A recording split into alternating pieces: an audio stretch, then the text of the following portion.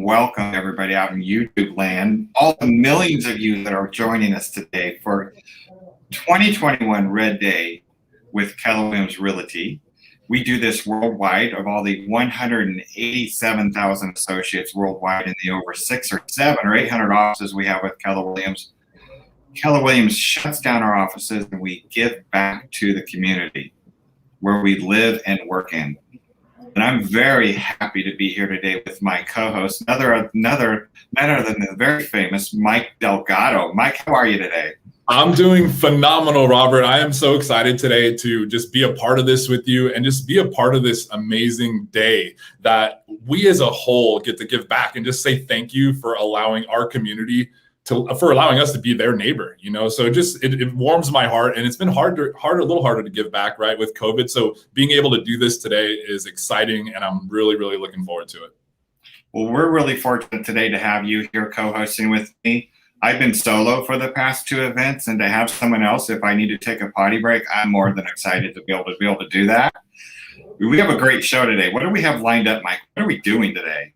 Oh my gosh, we have so much amazing fun and talent happening today. And like we all said, this is going towards an amazing cause that has helped so much out in our community. So we got singing going on. We got amazing songs. We got songs from Fleetwood Mac happening. We got some amazing Disney songs happening today.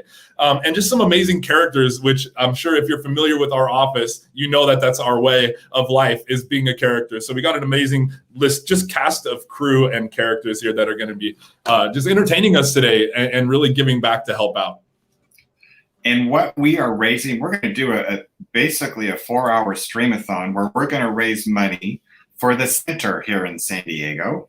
And the center, what do they do? Well, the center, is a community center in here that gives back to the community.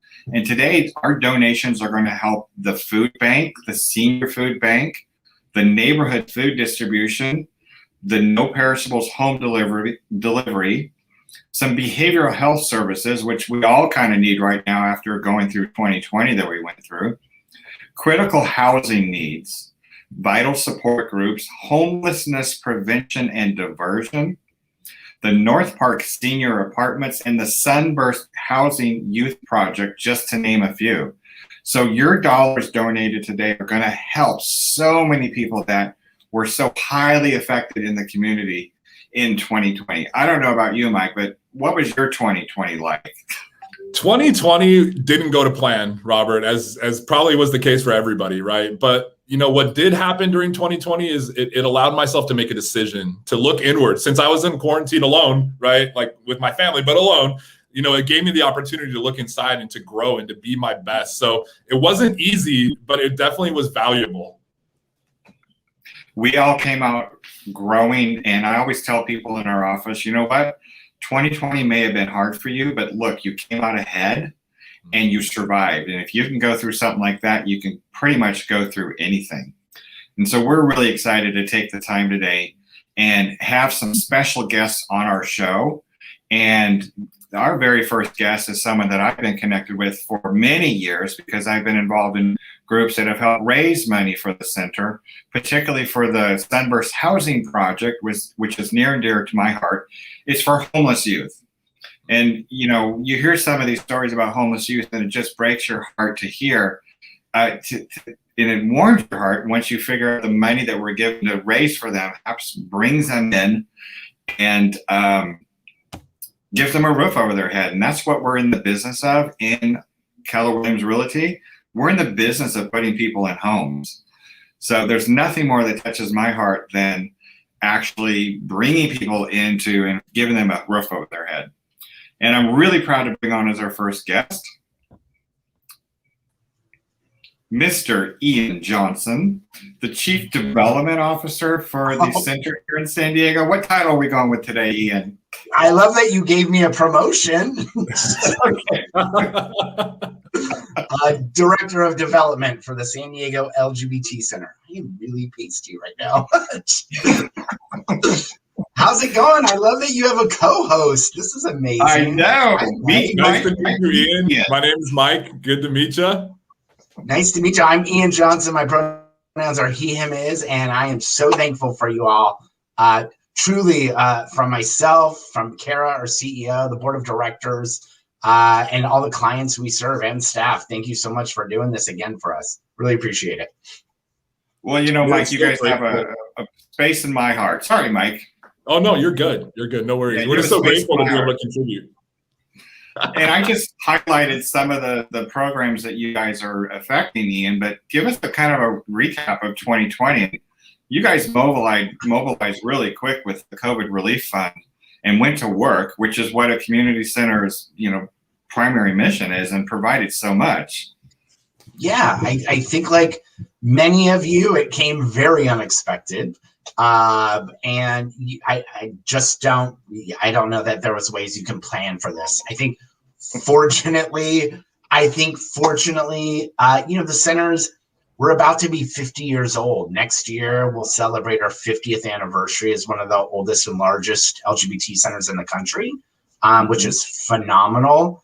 And so we have a lot of solid programming and services that were established. So when I will probably never forget the day when I went into the office and it's like, everybody pack up kind of thing. You're like, what?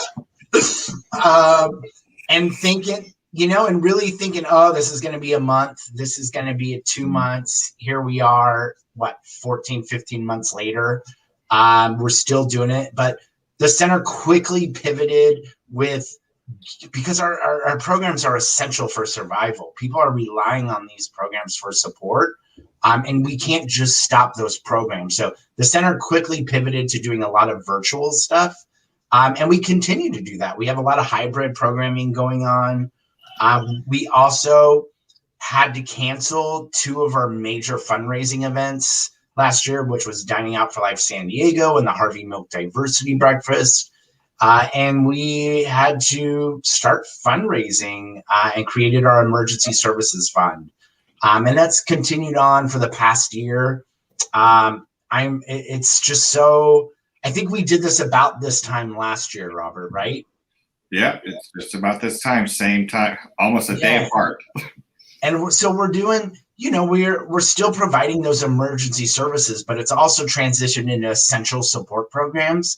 Because what we're also finding is people really need essential support. We've gone from that emergency services kind of thing. Things are slowly opening up, but this pandemic has put an impact on all of us, and none of our lives will be the same. So, I hope I answered that. We're working hard. We're working hard right now. Well, Mike, before you ask a question, one thing I've noticed with Ian, it was a year ago that we talked, and you're still working out of your house, right? I see someone got a paintbrush busy on their back wall. I mean, didn't we all have a pandemic project? I painted my wall because I felt like the white wall was making me too pasty. And now I'm looking at myself going, that did not work. Sorry, I just had to bring that up. I am working from home. Most of the staff, we are still working from home. We are discussing that journey to reopening. We know that when we do reopen, we're going to be an even better organization than we were before because we've just learned so much. And we're discussing it. There are, we're a community organization, and we need to make sure that our community members and our staff are safe. And so we're replacing like an HVAC system. Our staff is like 93% vaccinated. So we're working hard to get to that point, but we don't know when that point is yet, because we also know it's changed so much over the past year. But I, for one, am excited to go back in the office because I'm a people person. And like you, Mike, I live alone and I'm just like, come on, so yeah. I definitely have to be in the I'm at the office. This is our office. So like for me, I get that. Like I cannot focus at home. So I just want to kind of just dive into the next question that I had for you. And I wanted to ask you, obviously things didn't go to plan, like Robert was saying with 2020, right? Things went completely opposite of plan for everybody pretty much. What would you say was the most utilized resource that you guys provided during COVID to the community? It's a really great question. Of course, we saw a rise in a lot of our services for behavioral health, mental health. That skyrocketed. It is still, we currently have a waiting list for it, which is unfortunate. Some of those are youth because they're not covered, by certain things. So, that was definitely one big thing. I think in the pandemic, extremely was our food services. We always had food resources for food services, and it just over the past year, I don't think we could have. It's just mind-boggling, and it just kind of organically created other programming around that. And our housing still is one of the big things. We couldn't stop our programming, so youth housing, senior housing, prevention, all that stuff was still very important to happen over the past year or so. That's awesome. Discussion groups. Yeah. We have so many in-person discussion groups, and that quickly pivoted to be this virtual setting. And that also was a big thing because people were feeling isolation. A lot of our seniors feeling isolation. And so those discussion groups were really a lifeline that just saved so many people. And I think that's so awesome. And that's something I want to commend the center on, was your ability to pivot and do what you needed to do during COVID. And it might not have been the normal day-to-day, or as planned, right?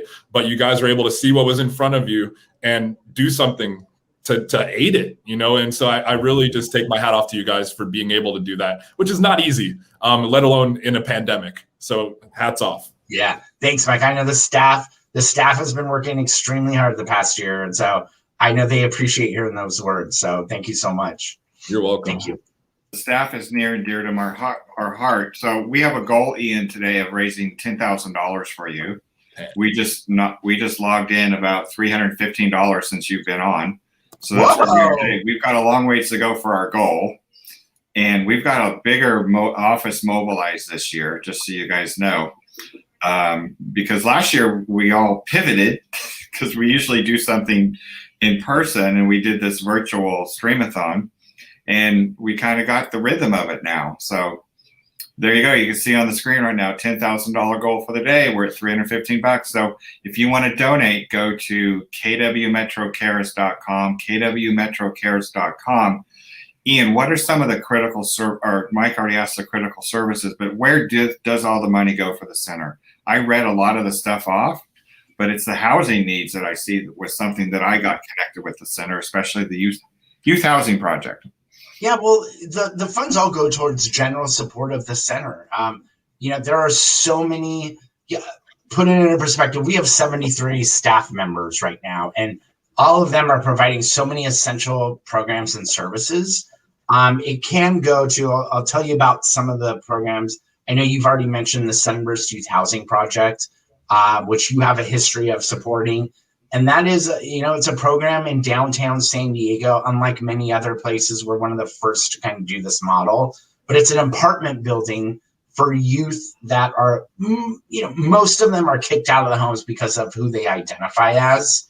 In the past few years, that program our whole housing continuum has expanded, but it's expanded even more to be there's a shelter also on site. So it's a LGBT safe stay, a shelter for transitional aged youth. Those are youth 18 to 24. That's always at full capacity. It's now open 7 days a week. It wasn't like that about a year ago. And the important thing, it's 7 days a week, but it's also 24 hours a day. So we found out in the pandemic, youth often had no place to go. And so they actually have a safe place to be during the day. Life goes on for a lot of these youth. I was just reading about a youth who came to us, towards the end of 2020, did not have a support system like many of them. And being kicked out of the home brings some mental health issues. For anybody who's experienced that, you understand. And you also don't imagine when you're 18 years old, kicked out of the home, and you don't have the tools to survive, the basic things that you need. That comes with a lot. So, a youth kind of recognize that and works with one of our case managers a couple times a week, and is now, enrolled in school, is in college, is working with his professors to kind of get help and extra support.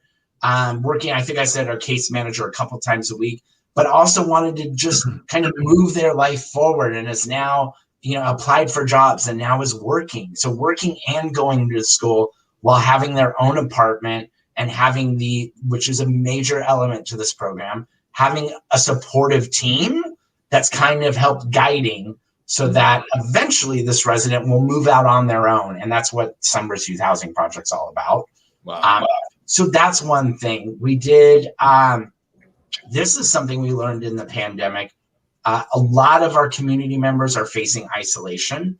And a lot of people, for a lot of us, it's very easy. We all have a computer, we have a tablet, we have a cell phone. A lot of people don't have that. And we recently, were able to provide a bunch of community members with a computer, their own laptop, where they now can stay connected, and they're joining. They finally have they were over the past year using their phone to call into support and discussion groups.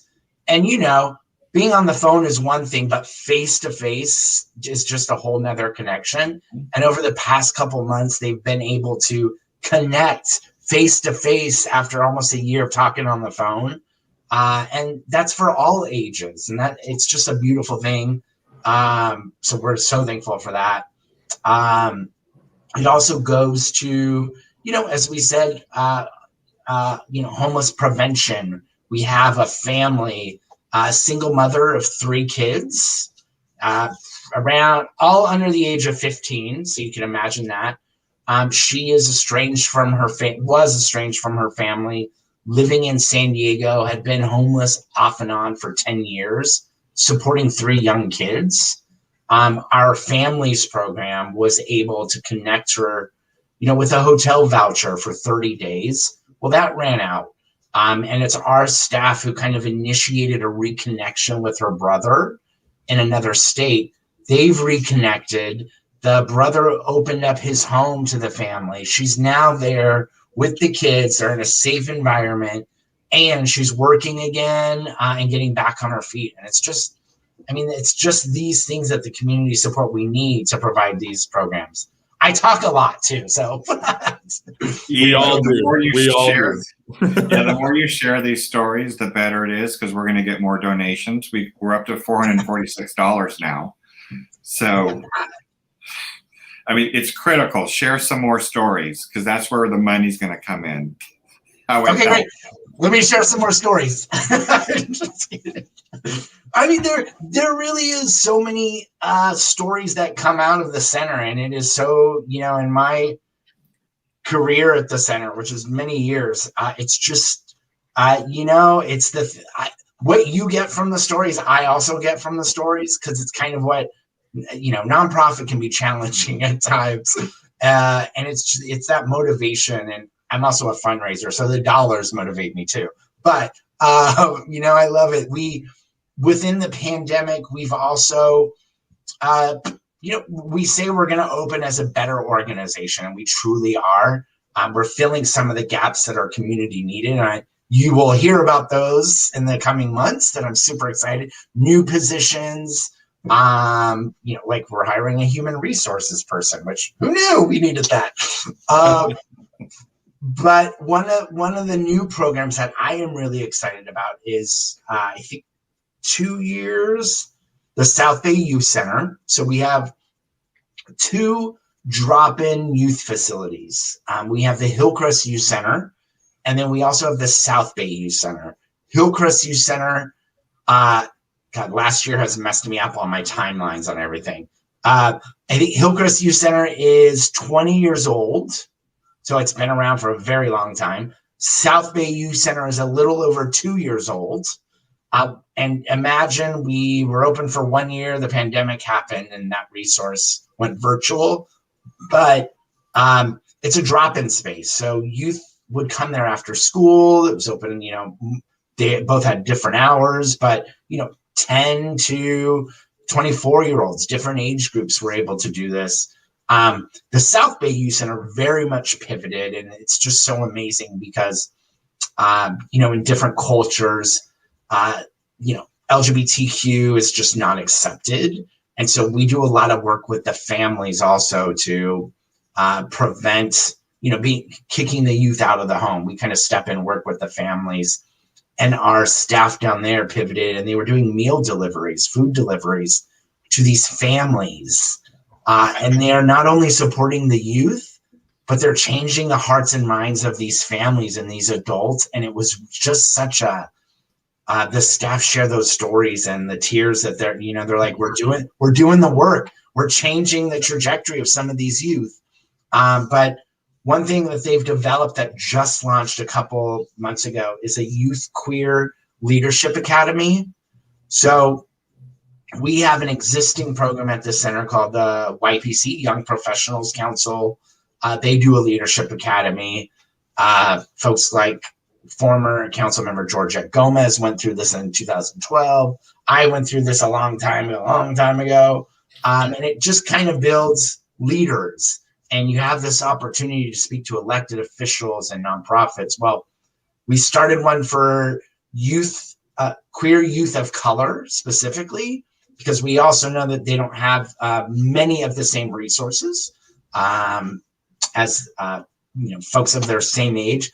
So we created this program that is for 13 to 24-year-olds and 13 to 18. Sorry, I'm getting my ages all mixed up.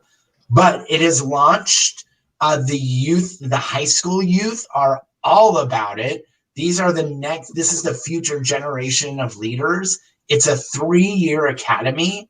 So they have this over the next 3 years to kind of build and have those resources. Our CEO recently spoke to them and inspired them to take action. And so those are some of the amazing things that are coming out of this pandemic. I love from what you were saying right now that not only have you guys been a part of it from start to finish with the people you serve, but you've also kind of preemptively went in to prevent things from happening potentially. So it just shows the wide reach that you guys have and how big of a deal donating to this cause is. You guys can see every facet of it here. And throughout this day, we're going to learn more and more and more. So Ian, thank you guys for what you do. Seriously, just basically thank you. It's needed. So we're very grateful for you guys. Thanks so much, Mike. Yeah, it definitely, as the years go by, you recognize more needs that our community is seeking. And it's just such an honor to work for an organization that's so able to quickly pivot and recognize that our transgender community needs more support. They need more programming. They need more advocacy work. The center has a huge advocacy department and is doing different initiatives, speaking in front of city council, the county. The center's doing the work. And so just thank you so much for allowing us to do that work by the support that people give us. Well, Ian, in the remaining few minutes we have, what in 2021, besides money, do you envision the center needing more focus on as you reopen? You're talking to a fundraiser, so money. It is that community support. Of course, financial contributions truly make a difference because, y'all are in real estate. That the money, it makes a difference. We can't continue to grow and provide programs without that financial support. It just can't happen. So Of course, that, and there's plenty of opportunities through the year. You know, I think it is, if you want to give other things like gift cards, grocery store gift cards are one of our biggest assets all year long. So it is, you know, $25 gift cards to Target, to Ralph's, to oh God, it's a grocery outlet. I think it's called Grocery Outlet, which is downtown. And the reason for that is a lot of our clients, a lot of the residents of the youth housing project, of senior housing, they use these gift cards to buy groceries, and it's to buy the groceries that they want and for them to feel empowered. It's a very big thing to make people feel empowered and that they can purchase what they want. You know, I don't eat plain pasta. I eat whole wheat pasta. You know what I mean? Gluten free, all that kind of stuff. I don't think they're as bougie as that, but you know. But gift cards really make a difference. Target gift cards, because whenever a new resident moves into, let's say, the Sunburst Youth Housing Project, or really any of our housing programs, they have a move-in kit that they're gave. It's about $500 roughly, and includes new linens, new basic necessities to furnish an apartment, toilet paper, all that good stuff. So gift cards are always helpful. We also have, you know, over the next year, we're starting to go in this. Trader Joe's gift cards are great. Some of the I will say too, some of the stores that I mentioned are specifically because of the locations of some of our facilities. So a lot of people don't have transportation. That's kind of why I named some of those. But Trader Joe's, of course, works. And then what was I saying? Oh, events. You know, our events are starting to come back in a hybrid model. Next week, we have the Harvey Milk Diversity Breakfast, which is a virtual presentation, which it's free. I encourage everybody to watch it if you've never been to the Harvey Milk Breakfast. Hopefully next year we have it in person. AIDS Walk in September, which is for HIV organizations in San Diego. You can support that. I would also encourage people to subscribe to our e-news, our weekly e-news, and stay up to date on what's going on at the center. That's fantastic. So, Ian, we're fortunate enough today that you're going to come back with us later in the afternoon. And I'd like you to share at that time, give a little teaser. You're going to talk about the expanded youth housing program that you have launched, where it's not just the housing project, but you're opening it up to people to have more opportunities for housing. Yeah, so much so. So we're going to see you back here later today. Appreciate your time today. Ian, you're my friend, and I love your blue wall. Does it make my eyes pop? You can't even see my eyes. Makes pop. Oh, and congratulations to you. You've got like a degree that happened sometime. You on the fly, you were getting a degree. I mean, that's like one of the pluses of this pandemic. Is I had saved a ton of money, and then I was in the process of completing a degree in strategic communications. Thanks for asking. And I just buckled down the entire last year and did not take a break and cranked it out. And so I graduated in June. So next month. And painted a wall. Yeah. We'll see. But I can't do laundry. That's the problem. We'll see you later this afternoon, and we're going to go right now into a video of the center when they went into their program. So go ahead, Master, launch the video.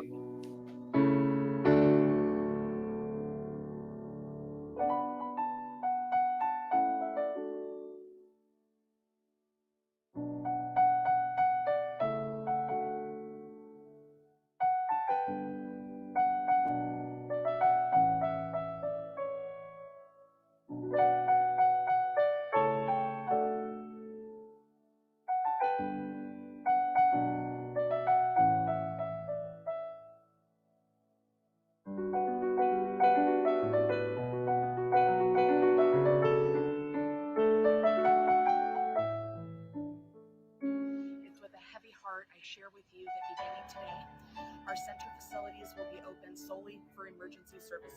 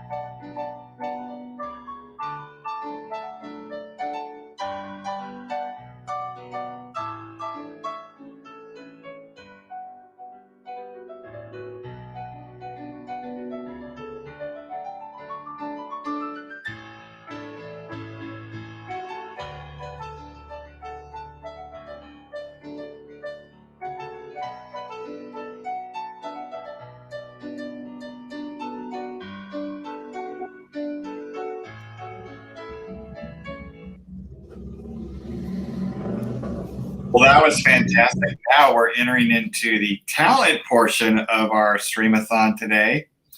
And first up, we have the fabulous Ella Dunn, who has been sharing her talent with us since our very first Red Day Streamathon, singing Landslide by Fleetwood Mac. Hi, I'm Ella Dunn. Today I will be performing for the Keller Williams Red Day Charity Festival, virtual, and the charity is in support of the Center, which is an LGBTQ supporting organization here in San Diego. So hi, Ella Dunn. They're doing really cool things.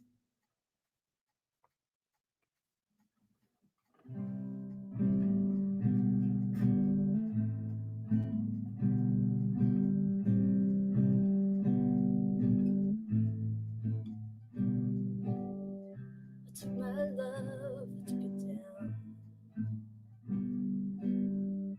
I climbed a mountain and I turned around. And I saw my reflection in the snow-covered hills till the landslide brought me down. Oh, mirror in the sky, what is love? Can the child within my heart rise above? Can I sail through the changing ocean tides? Can I handle the seasons of my life?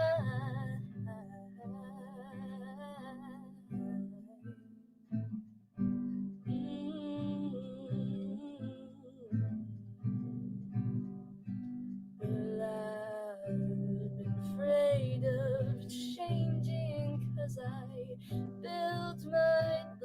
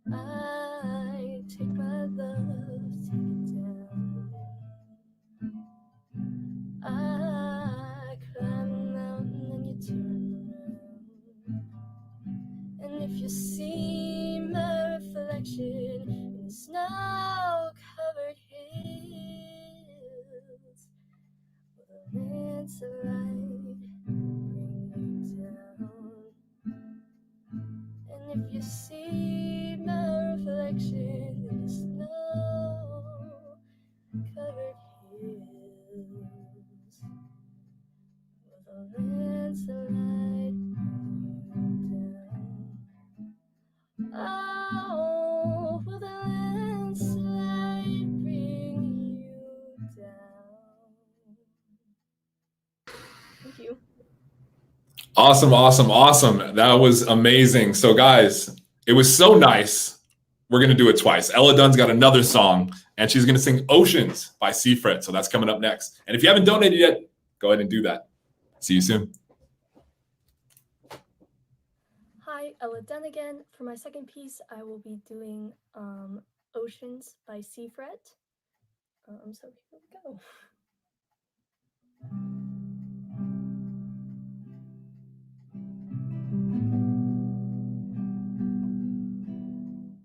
I want you.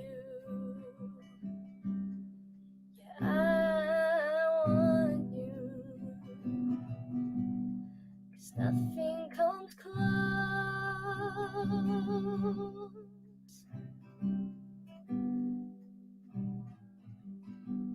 to the way that I need you.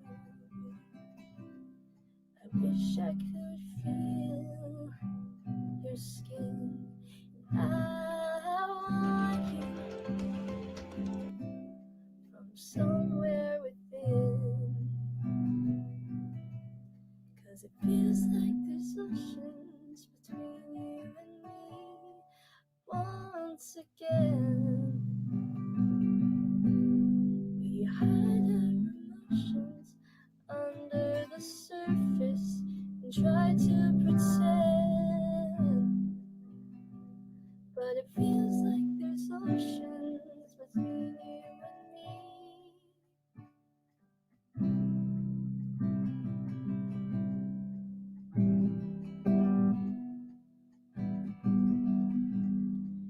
I want you, and I always will.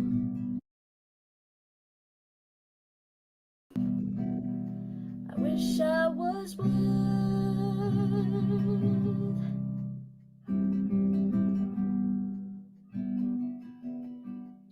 but I know you deserve. I know I'd rather drown than go on without you. Yeah, but you're pulling me down, and it feels like there's oceans between you and me. Once again, we hide our emotions under the surface and we try to pretend. But it feels like there's oceans between you and me.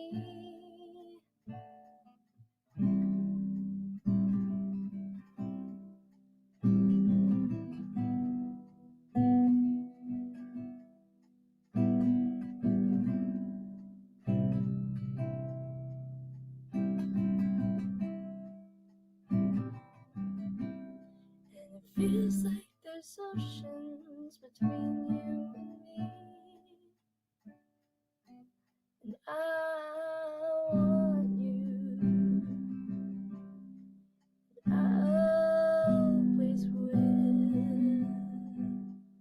Yeah, I want you.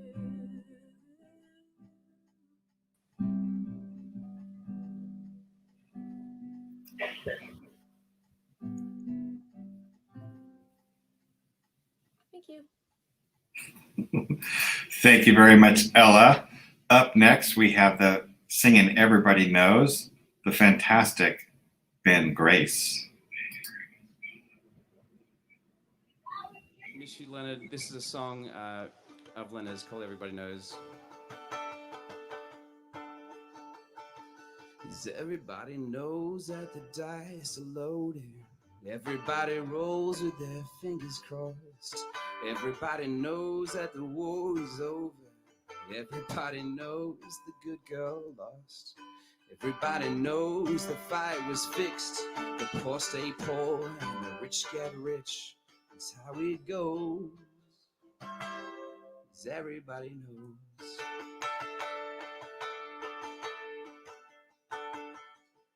Everybody knows that the boat is leaking. Everybody knows that the captain lied. Everybody's got this broken feeling, like their father or their dog just died. Everybody's talking to their pockets. Everybody wants a box of chocolates and a long stem rose. Everybody knows. Everybody knows. Everybody knows how things go. Everybody knows. Everybody knows. Everybody knows how it goes. And everybody knows. Everybody knows that you love me, baby. Everybody knows that you really do. Everybody knows that you've been faithful, give or take a night or two. Everybody knows you've been discreet, but there were so many people you just had to meet without your clothes. Everybody knows. Everybody knows. Everybody knows how it goes. Everybody knows. Everybody knows. Everybody knows how it goes. Everybody knows. Everybody knows that it's now or never. Everybody knows that it's me or you. Everybody knows that you live forever when you've done a line or two. Everybody knows the deal is rotten, 'cause old Black Joe's still picking cotton for your ribbon and bows. Everybody knows. Everybody knows. Everybody knows. 'Cause everybody knows.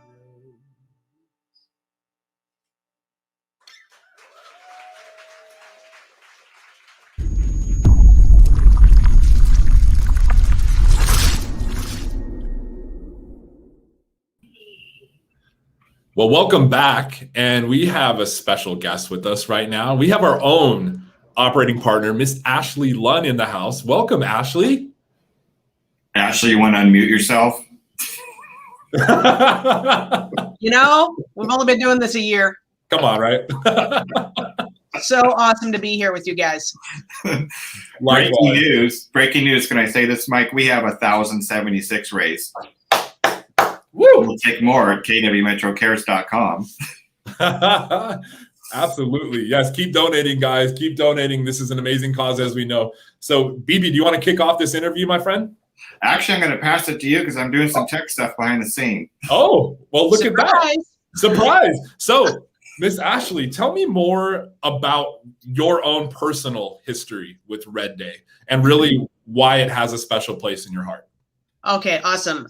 So this Red Day really came about as a celebration of Mo Anderson's birthday. Mo was our first CEO of Keller Williams, and one of the things she's always been passionate about is giving back to communities. So as she approached 80, some associates at Keller Williams International thought, what a great way to really instill this in our culture and give back one day a year, where every office across the globe with Keller Williams shuts down and the associates make an impact in their local communities. So our first one was actually the first one the company did in May of 2009.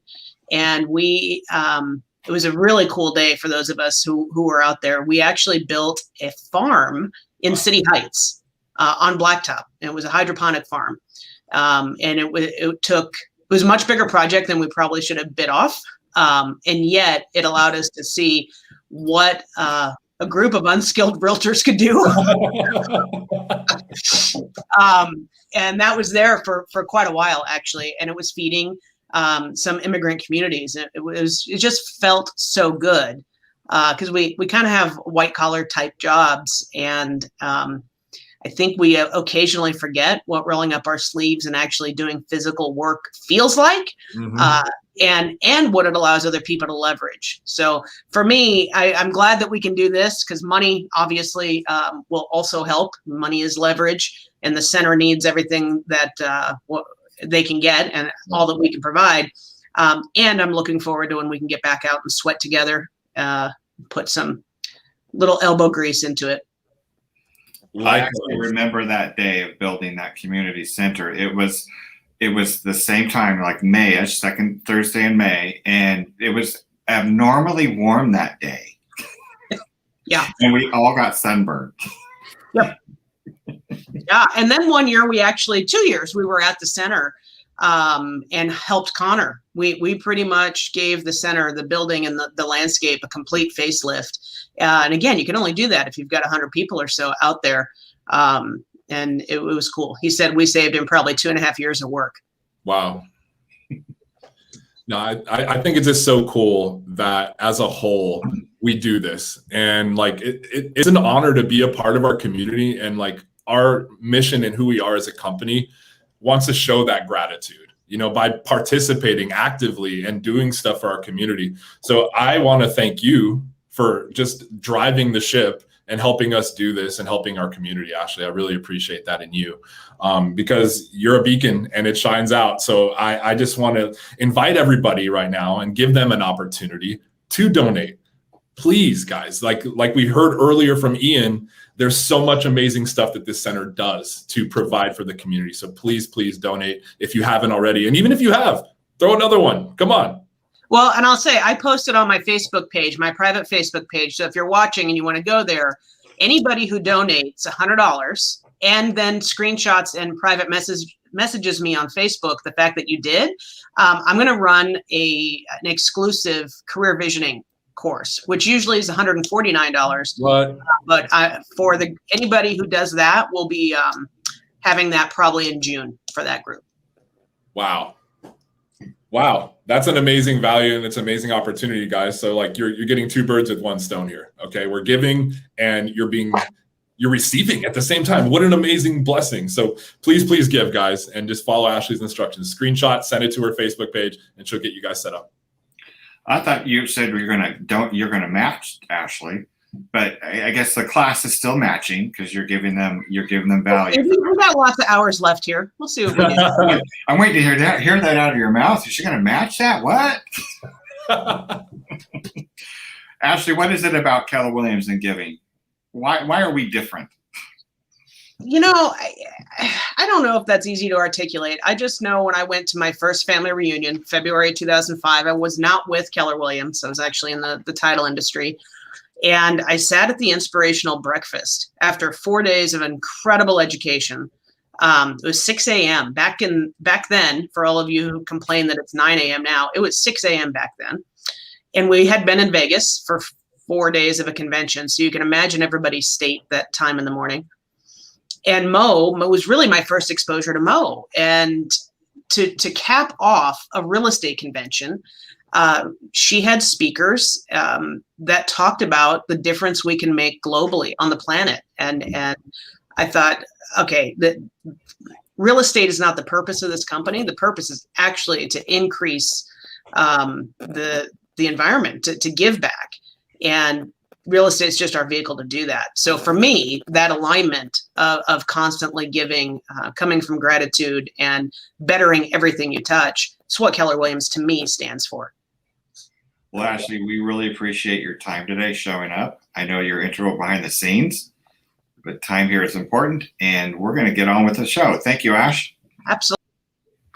All right, y'all. So we're going on to our next set of talent, and it's going to be another amazing song, and it's going to be coming to you from Karen Ben and Sojourn, and it is Quarantine Hymns. Hit it.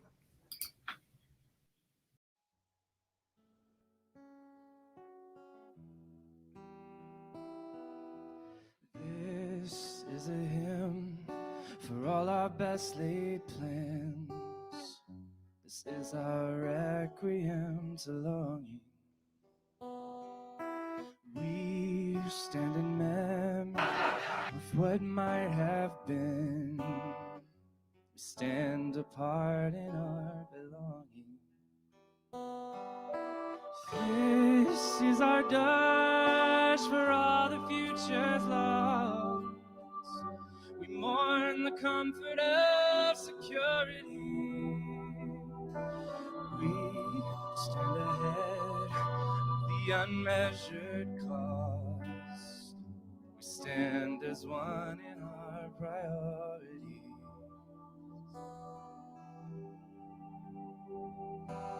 May you be well.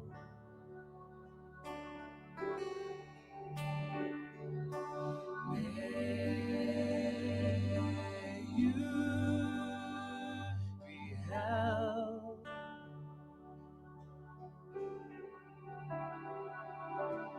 This is a tribute to the lost and waiting, to the tired and the weeping, to the crowded, the isolated, to the stressed and barely sleeping. This is an anthem for the heavy-hearted, an invasion for the lonely. An echo sounded from our front porch foxholes for everyone, for you only.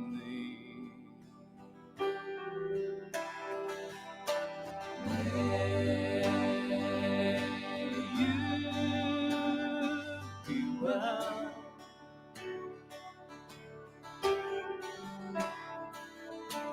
May you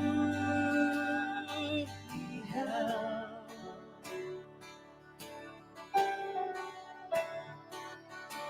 May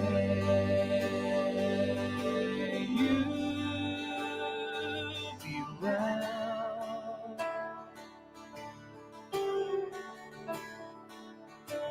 May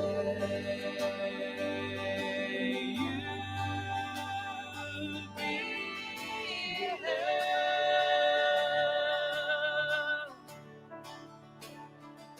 This is an ode to every strength and connection, a love song to our empty spaces, the way that hope abides in shadow form on silent streets and covered faces. This is a prayer for our collective recovery. This is our cry for resurrection. We appeal to nature's history and love's wild interjection.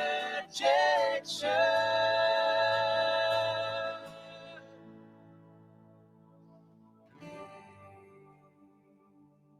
you be well.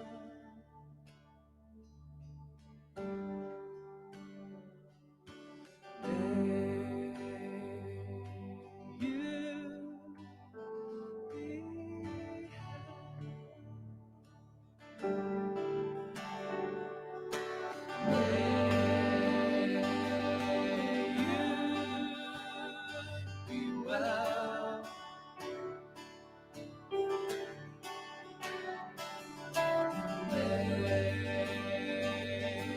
you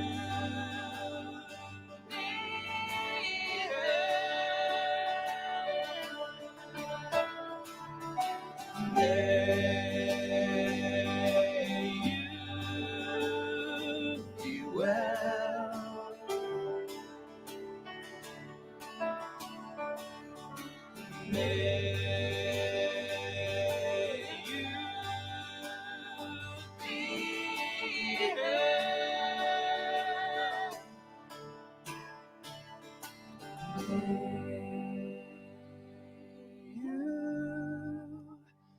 Be well.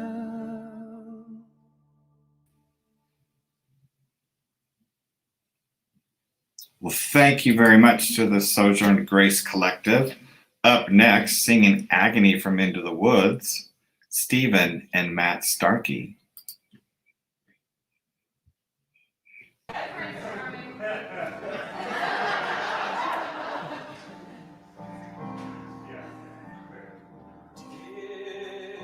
I abuse her or show her disdain? Why did she run from me?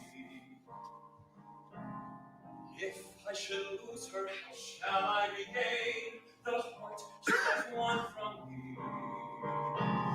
Agony beyond power of speech,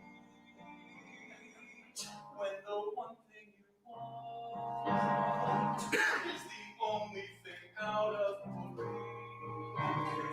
High in her tower, she sits by the hour, maintaining her head. Blithe and becoming, frequently humming a light-hearted air. Agony, far more painful than yours, when you know she would go with you if there only were doors. Agony, all the torture they teach. What's as intriguing Or half so fatiguing as what's out of reach? Am I not sensitive, clever, well-mannered, considerate, passionate, charming, as eyes on handsome, and heir to a throne? you are everything maidens could wish for? Then why not? I know The girl must be mad. madness till you're climbing her hair and you see her up there as you're nearing her, all the while hearing her Agony,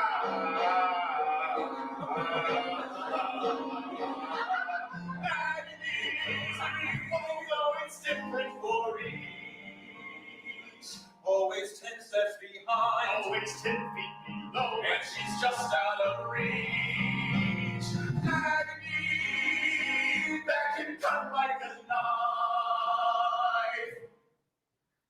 I must have her to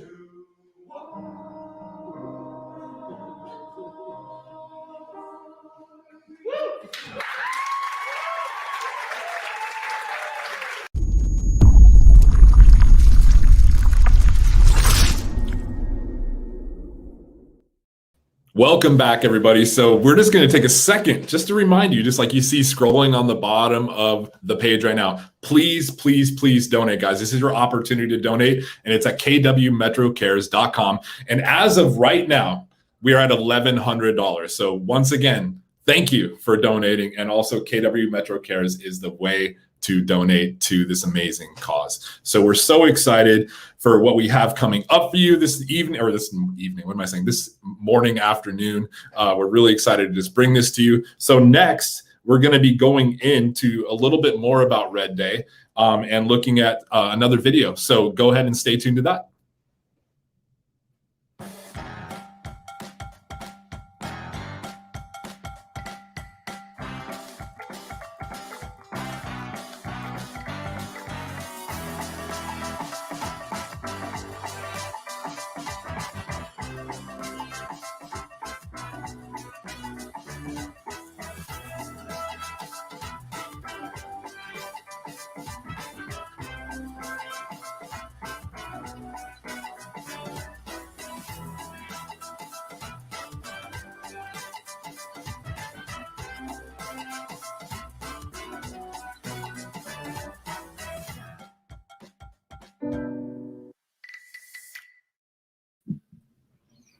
Well, if that doesn't want you to donate some money at kwmetrocares.com, I don't know what does. Agreed. So guys, just a reminder, kwmetrocares.com is where you go to donate. And you can also chat with us live on the page at YouTube.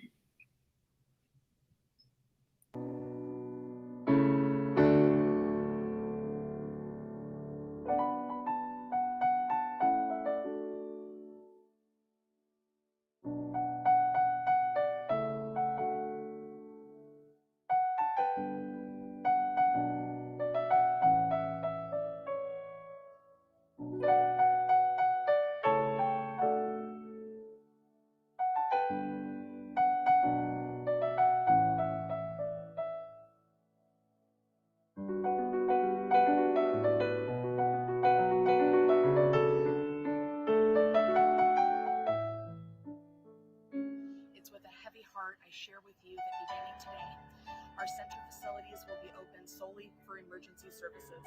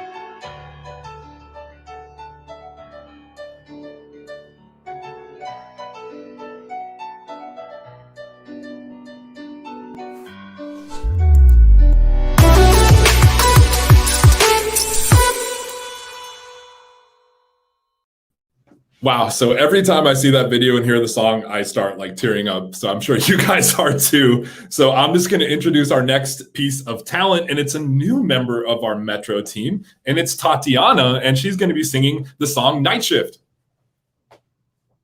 The first time I tasted somebody else's spit, I had a coughing fit. I mistakenly called him by your name. I was let down, it wasn't the same. I'm doing fine, trying to derail my one-track mind, regaining my self-worth in record time. But I can't help but think of your other in the bed that was mine. Am I a masochist, resisting urges to punch you in the teeth? Call you a bitch and leave? Why did I come here to sit and watch you stare at your feet? What was the plan? Absolve your guilt and shake hands. I feel no need to forgive, but I might as well. But let me kiss your lips, so I know how it felt. Pay for my coffee and leave before the sun goes down. Walk for hours in the dark, feeling all hell.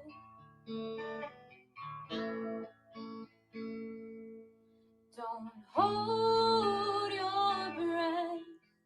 Forget you ever saw me at my best. You don't deserve what you don't respect. Don't deserve what you say you love and then neglect. Now bite your tongue. It's too dangerous to fall so young. Take back what you say. Can't lose what you never had.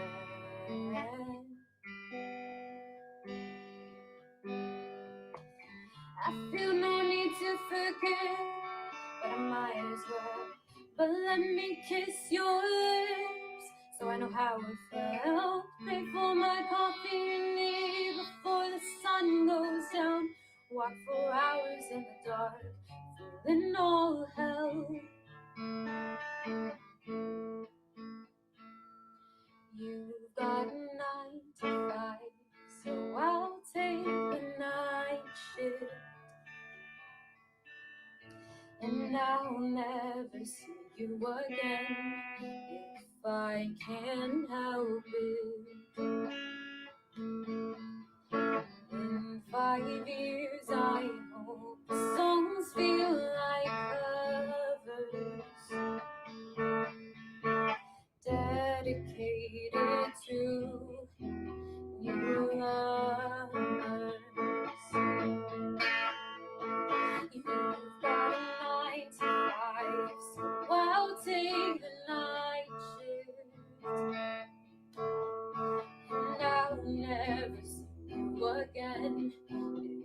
I can't help it. In 5 years, I hope the songs feel like covers, dedicated to your lovers. Got a 9 to 5, so I'll take the night shift, and I'll never see you again if I can help it. In 5 years, I hope the songs feel like covers, dedicated to your love.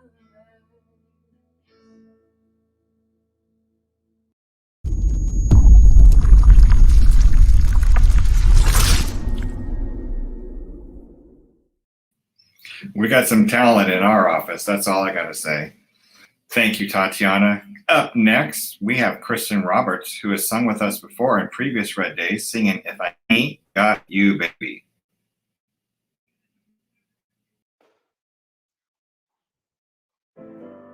Some people live for the fortune. Some people live just for the fame. Some people live for the power, yeah. Some people live just to play the game. Some people think that the physical things define what's within, and I've been there before, and that life's a war so full of the superficial. Some people want it all, but I don't wanna let it all. If it ain't you, baby, if I ain't got you, baby. Some people want diamond rings, some just want everything, but everything means nothing if I ain't got you, yeah. Some people search for a fountain, promises forever young. Some people need 3 dozen roses, and that's the only way to prove you really love them. Hand me a world on a silver platter, and what good would it be? With no one to share, and no one who truly cares for me. Some people want it all, but I don't want nothing at all. If it ain't you, baby, if I ain't got you, baby. Some people want diamond rings, some just want everything, but everything means nothing if I ain't got you, you, you. Some people want it all, but I don't want nothing at all. If it ain't you, baby, if I ain't got you, baby. Some people want diamond rings, some just want everything, but everything means nothing if I ain't got you, yeah.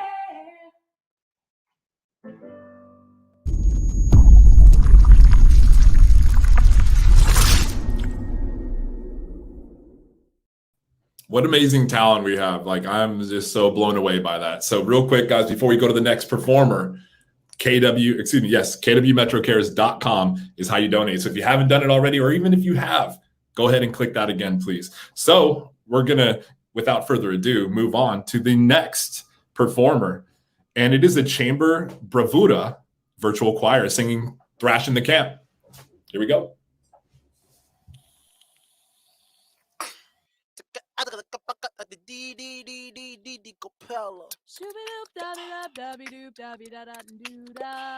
on now. All right now. Let's get it. Do bop she do. Woo! Shooby doop dabby dop dabby doop dabby da dum doo da. Shooby doop dabby dop dabby doop dabby da dum dee da. Yeah. Shooby doop dabby dop dabby doop dabby da dum doo da. Do bop she do. Woo! Shooby doop dabby dop dabby doop dabby da dum doo da. Shooby doop dabby dop dabby doop dabby da dum dee da. Shooby doop dabby dop dabby doop dabby da dum doo da. Oh yeah, bop she do. Come on, girl.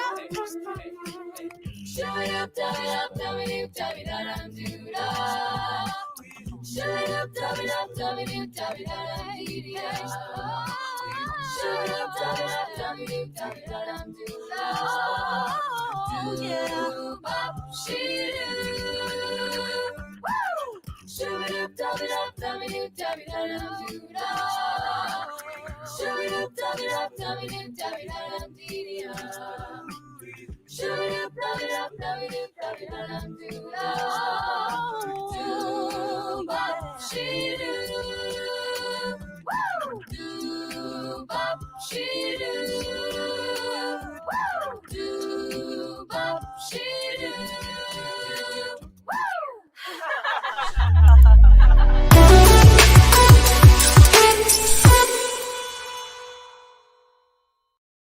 You know, I always love the Chamber. They do such a fun twist on songs. That's great. They come back every year for us. Really appreciate them. And if you haven't donated yet, I want to remind you, kwmetrocares.com. We just reached a milestone of $1,701 towards our $10,000 goal. Congratulations on that, everybody that's given. We really, really appreciate it. Well, we have our own very own Tatiana coming back to us, singing another song called Don't Let Me Down. The first time I tasted somebody else's spit, I had a coughing fit. I mistakenly called them by your name. I was let down, it wasn't the same. I'm doing fine, trying to derail my one-track mind, regaining my self-worth in record time.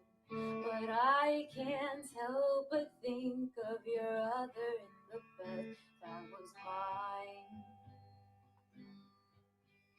mine. Am I a masochist, resisting urges to punch you in the teeth? Are you a bitch and leave? Why did I come here to sit and watch you stare at your feet? What was the plan? Absolve your guilt and shake hands. I feel no need to forgive, but I might as well. But let me kiss your lips, so I know how it felt. Pay for my coffee and leave before the sun goes down. Walk for hours in the dark, and all hell.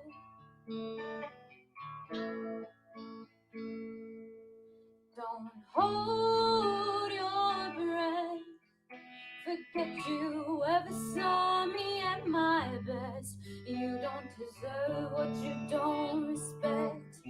Don't deserve what you say you love and then neglect. Now bite your tongue. It's too dangerous to fall so young. Take back what you say. Can't lose what you never had.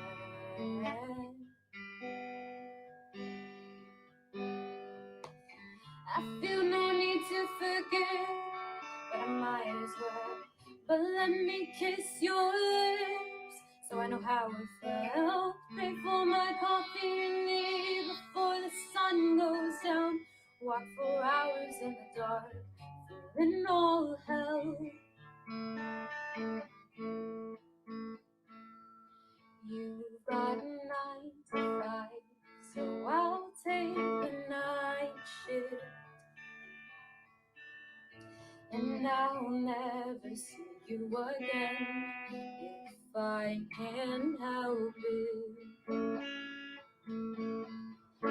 In 5 years I hope the songs feel like covers, dedicated to new lovers. You've got a 9 to 5, so I'll take the night shift. And I'll never see you again if I can't help it. In 5 years I hope the songs feel like covers, dedicated to you lovers. Got a 9 to 5, so I'll take the night shift. And I'll never see you again if I can help it. In 5 years I hope the songs feel like covers, dedicated to you lovers.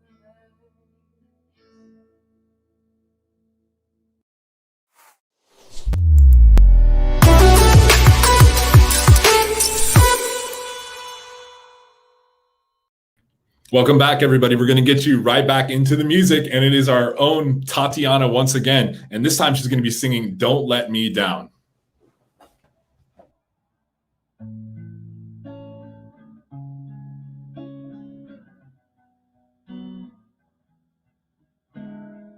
Wonder in the eyes, I see them all of the time. While you roll east to west, just for you and my Sunday's best. Do these looks mean much more? 'Cause you're so far away from home. Back in your eye, invited all of this life. I know you're the type to take wages with all your emotions, but don't you forget, saw you crawl into my bed. Don't let me down, don't let me down. Don't let me down, don't let me down.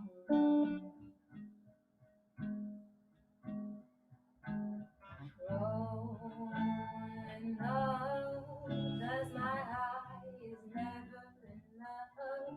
The night I set my legs open, made sure all my defenses were broken. Now you're fleeting like the smoke of our summers on Spanish coast. Had to light a cigarette just to get you off of my chest. I know you're the type to take waiters with all your emotions, but don't you forget, saw you crawl into my bed. Don't let me down, don't let me down. Don't let me down, don't let me down.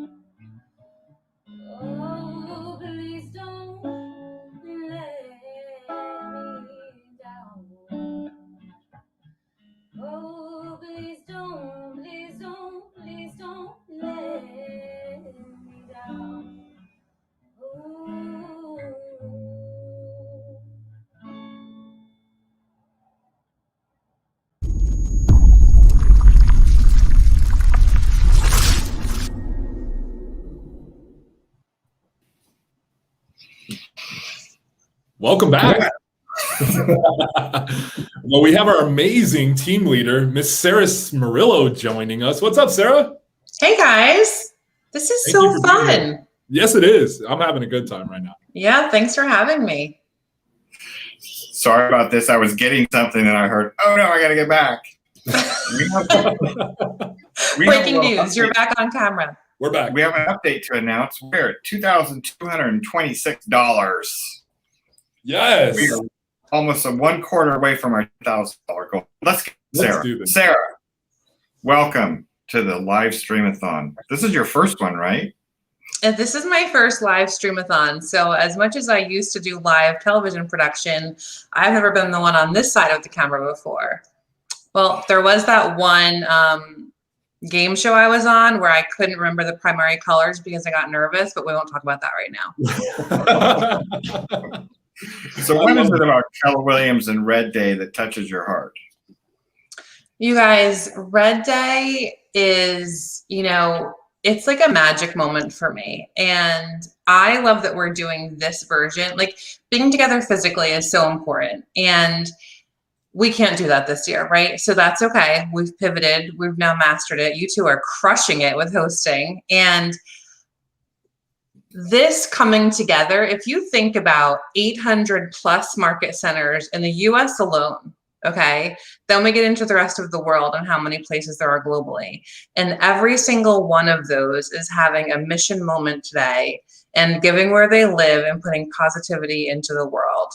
That to me is a magical, like non-duplicatable, amazing gift that we're giving so many.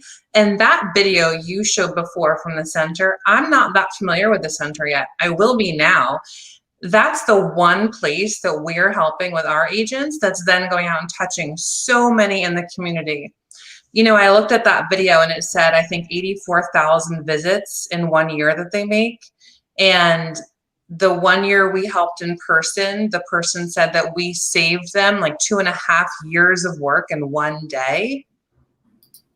You need to pause on that and really let that resonate and fill the room and fill your heart for a minute, because you can't make that up. Like Ashley said before, there's injuries that happen and we're like, not usually doing the work we do on Red Day. And I've power washed buildings and planted gardens and, rehabbed places that we don't know what the heck we're doing, but we come together, we do our best, and we make it happen somehow. And when we talked this morning about our goal of $10,000, I thought, okay, well, we're a huge crew. So really, if every agent got 20 people to give $5, we'd more than crush our goal. So the fact that we've gotten over $2,000 and we're an hour and 25 minutes into our day, I want to take that 10,000 and just crush it to pieces. It's this day that we have to give Mo Anderson's birthday celebration. I learned today from Ashley. I didn't know that Red Day only started back in, how many years ago was it? 2005? I think she said 2009 or 5, yeah. Yeah. Mm-hmm. So, and still if we multiplied the amount of money and hours of community service that have been given around the world.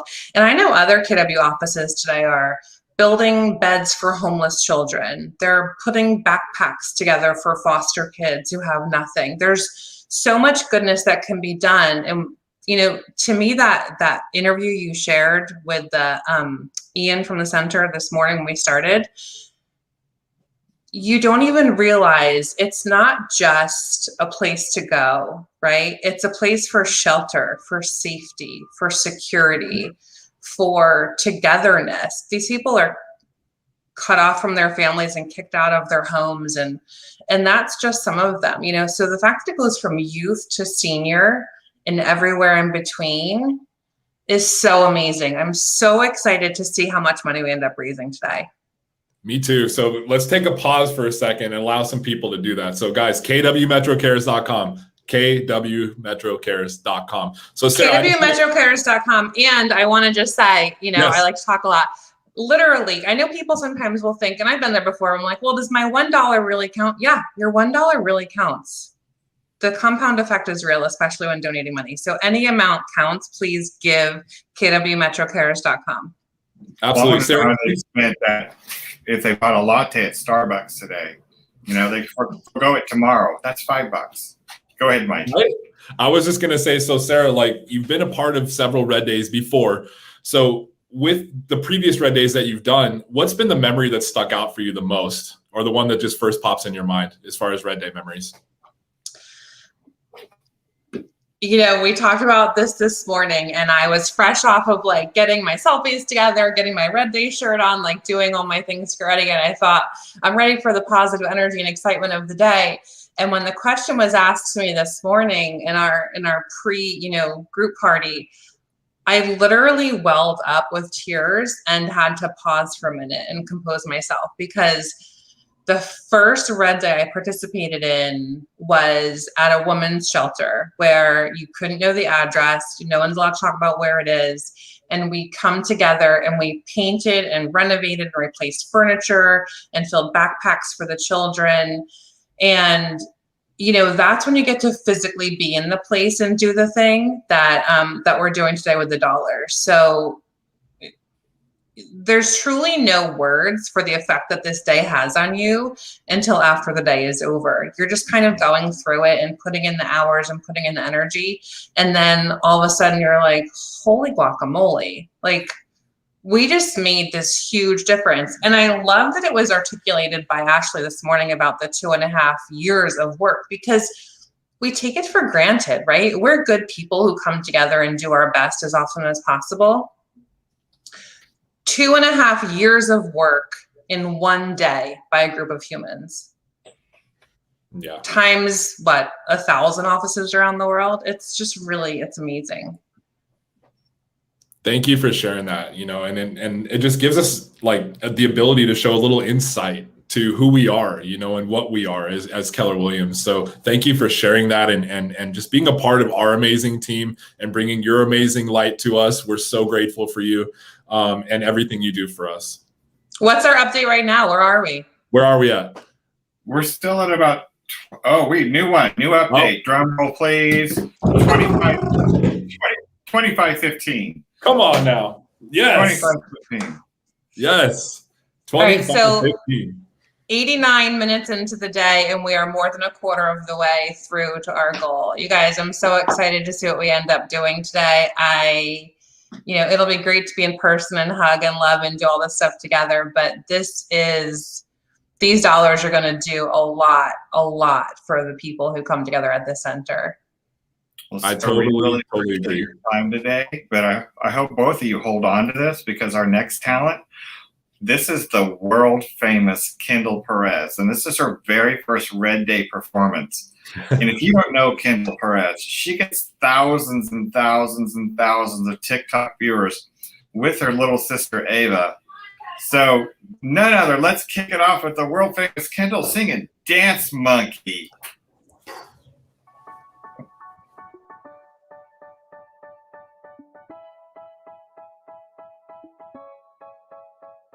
They say, oh my God, I see the way you shine.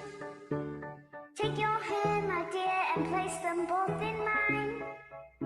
You stopped me dead while I was passing by. And now I beg to see you dance just one more time. Ooh, I see you every time. And oh my I like your style. You make me wanna cry. And now I beg to see you dance just one more time. Say, dance for me, oh. I never seen anybody do the things you do before. They say, move for me, And when you're done, I'll make you do it all again. I say, oh my God, I see you walking by. Take my hand, my dear, and look me in my eyes. Just like a monkey, I've been dancing my whole life. But you just beg to see me dance just one more time. Ooh, I see you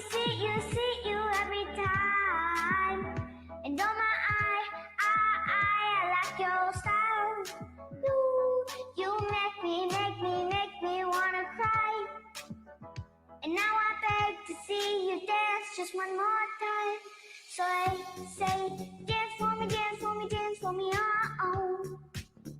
I never seen anybody do the things you do before. They say, move for me, move for me, move for me, And when you're done, I'll make you do it all again. They say, dance for me, dance for me, dance for me, oh. I never seen anybody do the things you do before. They say, move for me, move for me, move for me, And when you're done, I'll make you do it all again. Ooh.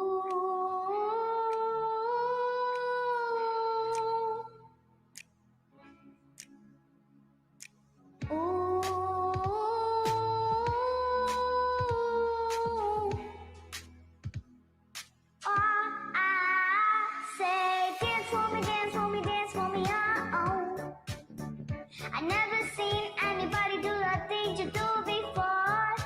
They say, move for me, move for me, move for me, And when you're done, I'll make you do it all again. They say, dance for me, dance for me, dance for me, I never seen anybody do the things you do before. They say, move for me, move for me, move for me, And when you're done, I'll make you do it all again. All again.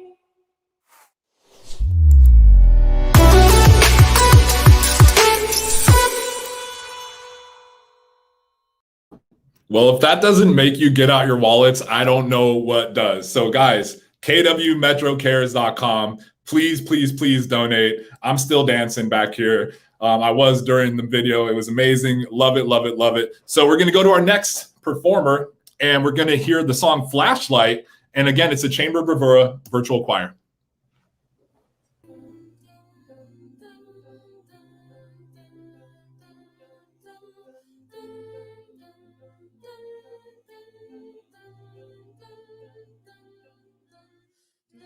Tomorrow comes, I'll be on my own, feeling frightened of the things that I don't know. But tomorrow comes, and though the road is long, I look up to the sky, and in the dark I found love so that I won't fight. And I sing alone, I sing alone, and I sing alone, I sing alone. I don't know I need another night. I look around me and see a sweet light. I'm stuck in the dark and you're my flashlight. You're getting me through the night. It's on my heart when you shine it in my eyes. Can't lie, it's a sweet life. I'm stuck in the dark but you're my flashlight. Oh, getting me through the night. I see the shadows long underneath the mountaintop. I'm not afraid when the rain won't stop. 'Cause you light the way, you light the way, yeah, you light the way. Yeah. I got all I need when I got you and I look around me and see a sweet light. I'm stuck in the dark and you're my flashlight. You're getting me through the night. It's on my heart when you shine it in my eyes. Can't lie, it's a sweet life. I'm stuck in the dark, but you're my flashlight. Oh, getting me through the night. You're my flashlight. You're my flashlight. You're my flashlight. You're my flashlight.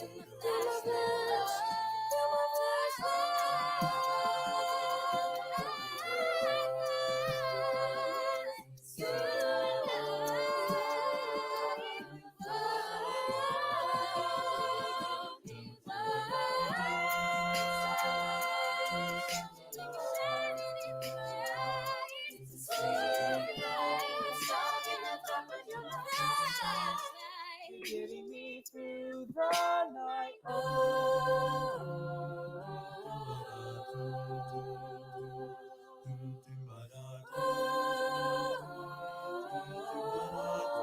You're getting me through the night.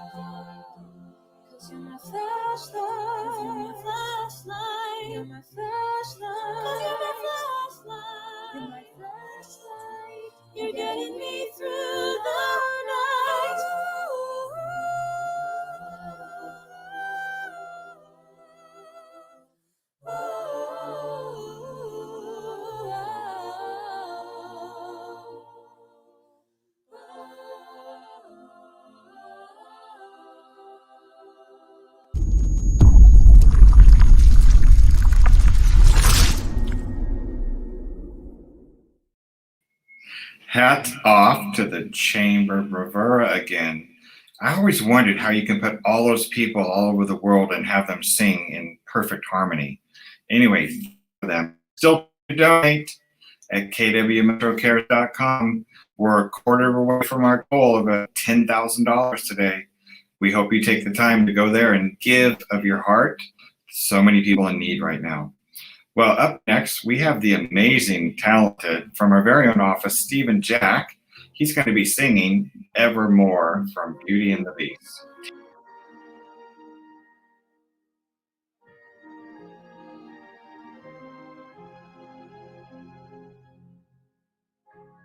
This is Skinny Love by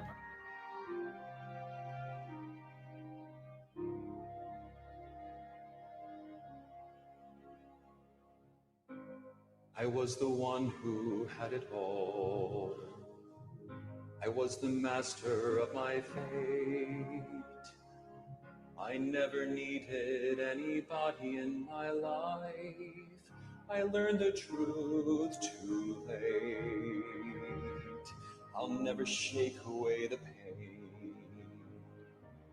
I close my eyes, but she's still there. I let her steal into my melancholy heart.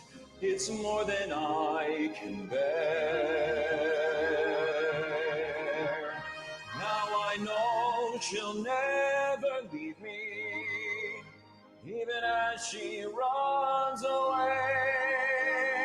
She will still torment me, calm me, hurt me, move me, come what may. Wasting in my lonely tower, waiting by an open door. I'll fool myself, she'll walk right in and be with me forevermore. I rage against the trials of love. I curse the fading of the light. Though she's already flown so far beyond my reach, she's never out of sight. Now I know she'll never leave me, even as she fades from the air. She will still inspire me, be a part of everything I do. Wasting in my lonely tower, waiting by an open door. I'll fool myself, she'll walk right in. And as the long, long nights begin, I'll think of all that might have been, waiting here forever.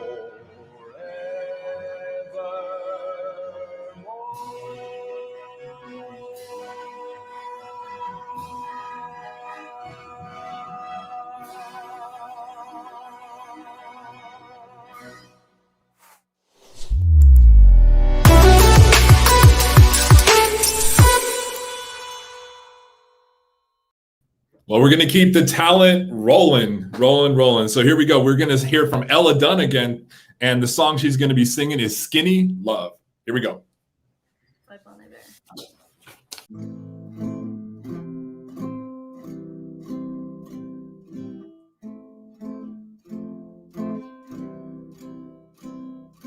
Come on, skinny love, just last the year. Pour a little salt we would never hear. My. Staring at the sink of bloody closure. To my love, drink it all. Cut out all the ropes and let me fall.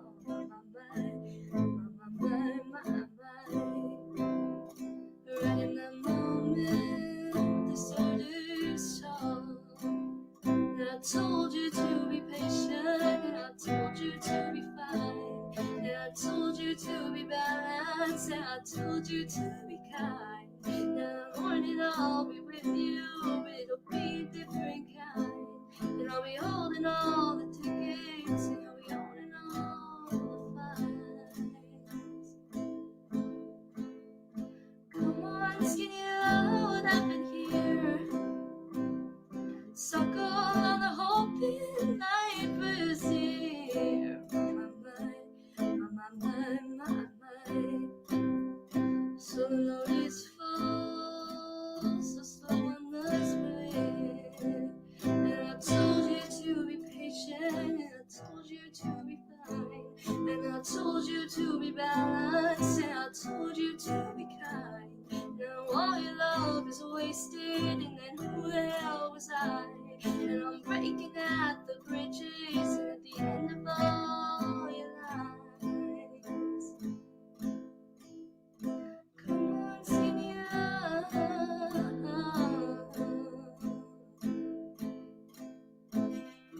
Who will love you? Who will fight? Who will fall far behind?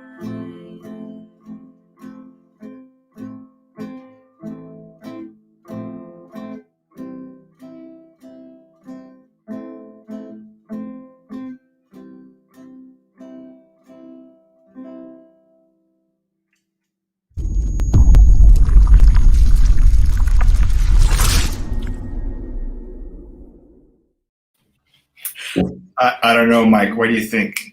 Between the talent, we had little Kendall and Ava. We had Eve and Stevie in our office, and now we have Tatiana. I know. You and I are going to have to go take some singing lessons. We got lots of threats here in this office. We got good talent here, definitely. Yeah, but let's do that. We'll go in on that. Some music lessons or singing lessons or something. We got it.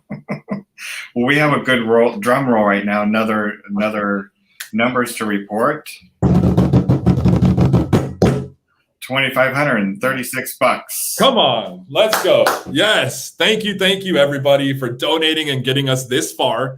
And to get us a little further, all you got to do is go to kwmetrocares.com and donate. So please, guys, if you've enjoyed this streamathon, if you would just had your heart touched by what we're doing and helping the center today, please don't hesitate and donate to the center.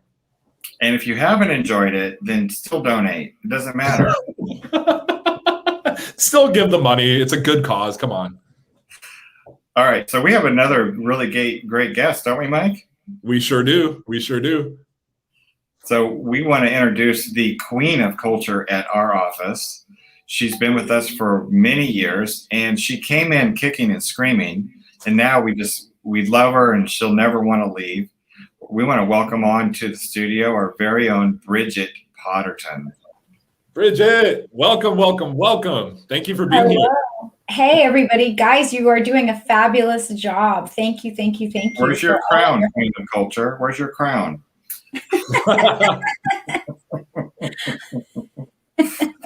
So, Bridget, yes. You got me roped in again this year. She comes begging to me to say, will you help with the streamathon? I'm like, okay, I'll do it. One more year.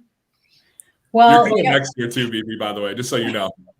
This was like a 10-year commitment. You knew that, right? When you signed the contract. Yeah, you didn't read that in your independent contractor agreement when you signed on board. 20-year commitment minimum. So Bridget's our queen of culture at our office. And it's hard to describe what it really means, but in a nutshell, it's like one of the agents that gives back and helps our office become cohesive and tight-knit and like a family. So what is it about Bridget that it makes her want to give back so much? Where does this come from? I know it comes from your heart, but where do you get this little passion and drive from? Well, first of all, speaking of giving, I will be talking with you guys for a couple of minutes. And during that time, any donations that we get while the three of us are chatting away, I will match up to $1,000. So if you've been just kind of hanging out, waiting, now is the time. Because if you donate $25, now it's going to be 50. Or if you donate 50, it's going to be 100. So pull out those credit cards, friends, family, and our fellow Metro agents and help us out. We are trying to raise $10,000. That's a lot of money, and it can do a lot a lot of good. Mhm. So why do I want to help out? I've seen our office now for 11 years, and I've seen us go through some highs and lows. And you are right, Broker Bob. When I joined, I was literally kicking and screaming in the door. I think Ashley actually had to drag me in from my hair, if I recall, to get into this office. I was not about the KW Kool-Aid in any way, shape, or form. And I did end up joining KW 11 years ago. And I thought, I'm just going to be here long enough to kind of learn all the KW training, right? That's what KW is known for. They have the best training. I'm just going to hang out for like a year or two. I had already had my own brokerage, so I could run my own business. And then I'm just going to go back to my own business and take what I learned from KW, and I'm just going to grow, my business, which is the Bridge Coast team. Well, I'm a really slow learner because here I am 11 and a half years later, and I'm still here. I would say you're a quick learner because you stayed. That's what I would say. I would just flip it around. But so now that you're here, right, and you're a part of the KW family, which puts on an amazing event like this, what do you feel like you've learned from the culture aspect of our company and how it's actually helped you in your real estate career? Well, I think our office is so much more than just a real estate office. And we have something called an Agent Leadership Council, where some of the top producers and the great leaders of the office get to come in and meet together monthly and help make decisions for the company.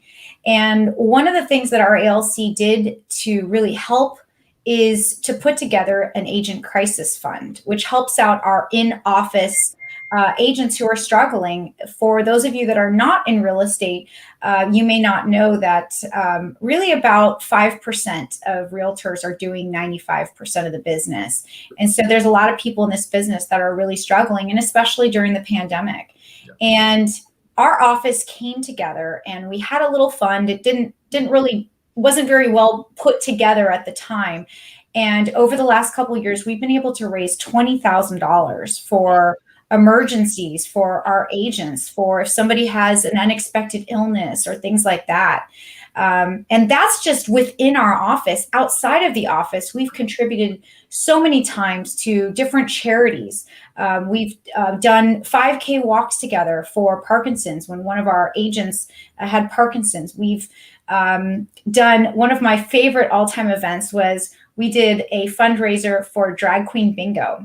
And that was so much fun because we got a couple of our guys who definitely were not on board and needed a little bit of peer pressure to dress up. And as much as they said that they hated it, once they got in costume and everybody wanted to, take pictures with them, they loved it. And we raised a lot of money for different charities. And I think that's what it really is in our office, it's not just about selling homes. It's about how can we make the San Diego community a better place? Every day, what do we do? What makes us different? Mm-hmm. Love that. Thank you for what you bring to this office. I'm grateful for you, and I know Robert is as well, and everybody here is. So, Robert, what else you got? Well, I remember when she came into our little office. What was it, 11 years ago?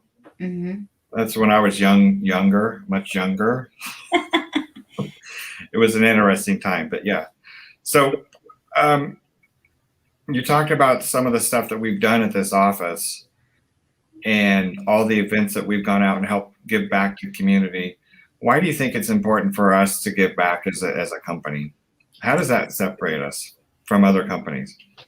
I think when you are a company or a successful business person, you get to a point in your career where you're not overly motivated by money or number of closings that you have or transactions or any of that. And you feel like you need to kind of do something that's bigger than you, bigger than your team, bigger than your company. And I think that's kind of where all this stems from, is we've got to figure out a way to grow that. And at the end of the day, I want to be able to sleep at night knowing that that day I did something for somebody else. And it's just a great feeling. And in getting involved in multiple charities. I mean, the center in particular, my gosh, some of the things that you were talking about earlier that they do. I mean, we talk about them as a youth housing center, but they're so much more than that. And they are out there helping so many people, and they need to help more people. So we need to help them today by donating in order to make sure that they can continue serving our community. And what was the reminder again you want to share with everybody? While we are chatting, I will be donating up to $1,000 and matching anybody who donates while we are chatting away. So I think when I started, it was around 2536. I'm just pulling up some numbers here. It looks like we are almost at 3,100. So oh my gosh, so in your time. Bringing out my wallet here, guys. Let's keep it going. Let's keep it going. Come on. So an extra $1,000 if we can get another $1,000 donated during the time that our fantastic culture queen Bridget Potterton, and since you've been here, you've become a family too at your own home. Yes. You got married. You have a beautiful daughter. Yes. How's motherhood helped you? They're all dressed up for Red Day. Even my dog Lava Cake was wearing the KW Red. She was not excited about it, but yeah, I mean, it's just when you become a parent, you realize you want to leave the world in a good place, and that you can focus on the media, and there's a lot of negativity out there, or you can focus on seeing what all of the good people are doing right now. We just got another donation. Okay. Yay. I think we'll make that extra 1,000. Sorry, go ahead. Thank you. No, this is good. This is what we're here for. But I think that's what it comes down to is I want to not only leave the world in a better place, but I want to teach my daughter that this world is not about us, and you are going to have so much more fulfillment and happiness in your life if you can do things for others. I mean, you guys know, both of you are constantly giving to us, to our Metro office every day. I mean, doesn't it feel so good at the end of the day, even though you're probably exhausted from us, knowing that you did something to make our lives better? Isn't that a great feeling? It's what keeps my heart beating. That's why I'm here, because you guys fill me up every single day, honestly. So having, just the proximity to amazing people like you guys helps us out. So I'm very grateful for you. So then that giving heart. So speaking of giving hearts, y'all, we're still with Bridget. We're still talking. So that offer still stands. So kwmetrocares.com, everybody. Bridget wants to spend $1,000, so let's help her do it. Come on, y'all. Let's do this. We're doing it. I'm throwing the money. Come on.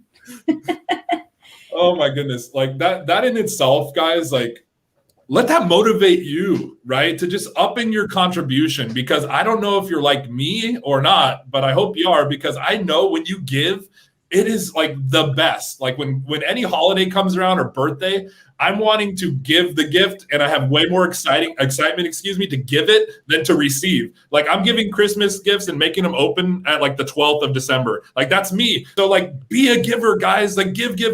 What we're doing right now is massive for the community. All it's going to take is a few seconds for you to go to kwmetrocares.com and donate. And then Bridget, like she said, so generously will match it. So no more excuses. Let's get on here and donate, y'all. And Bridget is one of the hardest working agents in the industry as well, too. And people always think, well, all the agents are making a ton of money. We're all working. She's a business owner, and she's, it's not this flash roll in the pan and, driving a Maserati and making millions of dollars in real estate. That's really not what it is. It's a business, right? And she's given money out of her pocket, hard-earned money out of her pocket, that is going to a really good cause. Some of the stuff that we're donating for today is going to help homeless youth, senior housing, food pantry, food distribution, non-perishable items, all those to the San Diego community. That's why we give where we live and give back to the community that we work and live in. And we're really excited every year that we get to do this, some type of event. We've done streamathons because of 2020 and the pandemic we're in, and we basically were all locked down, right? And in the past events, what was some of the funnest events you can remember really quickly in the remaining time we have, Bridget? Of our past Red Days? Or Yeah. Well, we did the food bank a couple years ago. We did the school nearby us. Is that Roosevelt? Was that the name of the school? Yeah, Roosevelt. That was a fun one. That was We really did that. We did some cleanup at the school. We did some artwork at the school. We did one where we were doing some serious hard labor, planting a garden. It was just complete chaos. And breaking news, guys, I'm just updating, and it looks like I am going to be bankrupt because we just reached over $1,000. So now I've got to come up with $1,000. So hey, if you know anybody looking to buy or sell immediately. So what's the drum roll right now? Where are we at? So we started at 25.36 when we got on just a few minutes ago. We are now at 38.34. Oh, wow. I will be doing the donation on top of that. So once I get off and I find somebody's credit card, not mine, I will jump on, and that will put us pretty close to halfway, guys. We're almost there. Let's do this. Did you say 25 to 38? 20, yeah. So we went from 25.36 to 38.34. Bridget, you're our top fundraiser today in the time that you're on. You're over $1,300. You've got some pull, lady. Yep. Agreed. Let's do this, guys. Come on. Where's my Metro fam? Hey, and guys, don't forget, every little bit helps. If it's $5, that's okay. That's okay. Don't feel like, oh, I can't contribute anything. $5, and a couple of us donating $5. That's how we took our in-house agent crisis fund from $1,000 to over $20,000, just by little. It just takes a lot of us to come together and just donate a little. You guys can do it. I believe in you. I want to give a shout out one more time before I jump off to our amazing host, Broker Bob, Mikey Mike, and the manager behind, who are keeping these two in line, Amy, who has been our background stream person. Unfortunately, he's not pretty enough to be on camera, so we have him on in the back. I mean, he's my buddy, so I can give him a hard time about it. But anyway, I just want to say thank you all. Don't forget, you don't see this on the back end, but we got our fantastic Evie running production on the back end as well too, coordinating everything. How could I forget? Eve she not only does she run this, she runs a lot of our programs. She runs our office. I don't know what we did before her. I honestly can't remember. Yep, exactly. Well, Queen of Culture, we love you. We adore you. We thank you for being you at our office. And we're blessed beyond belief to have you within our presence. And I knew that 11 years ago when you showed up. I just said, she'll just wait. Just wait. She'll understand. And then you eventually did. All right, Bridget, great talking to you.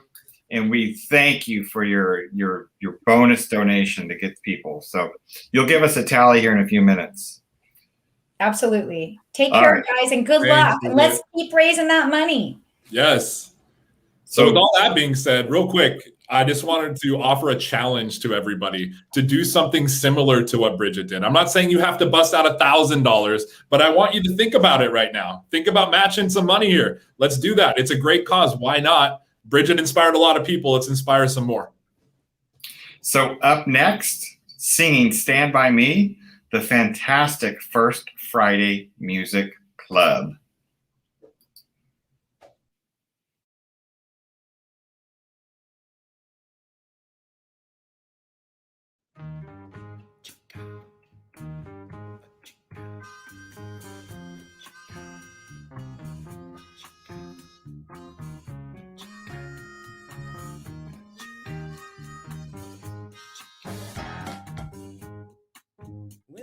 night is come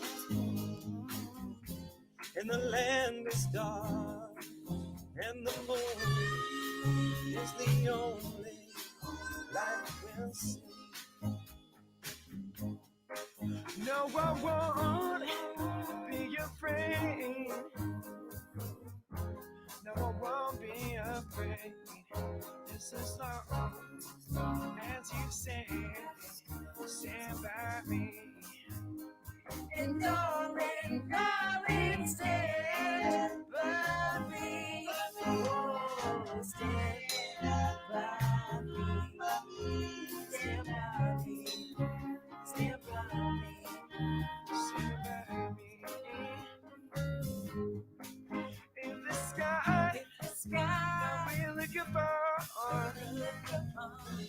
should tumble or fall, and the mountain should crumble to the sea. I won't cry, I won't cry, no, I won't shed a tear, just as long as you stand by me. Darling, darling, stand by me. Whoa, stand by me. Stand by me. Stand by me. Stand by me.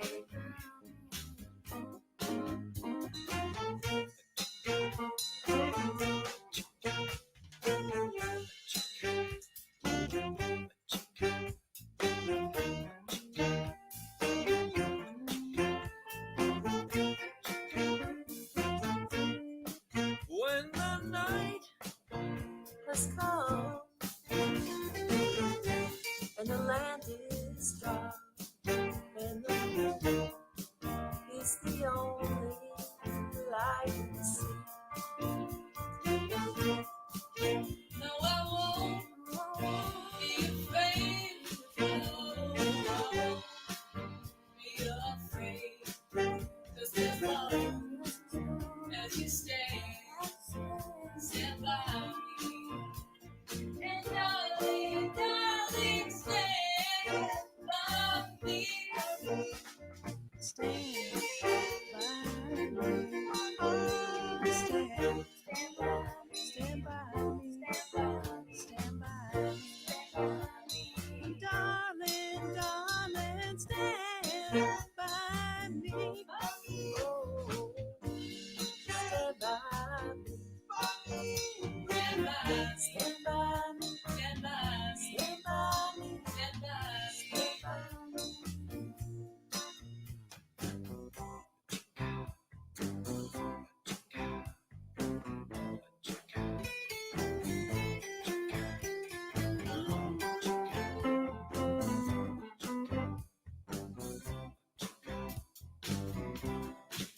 When the night has come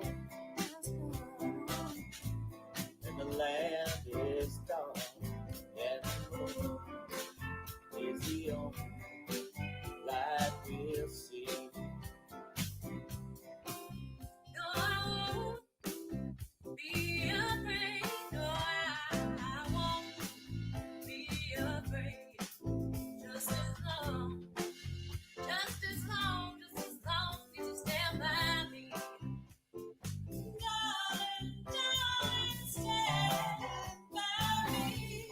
Oh, stand by me. Stand by me. Stand by me. Stand by me. Stand by me. Whenever you're alone, stand by me. Oh, stand by me.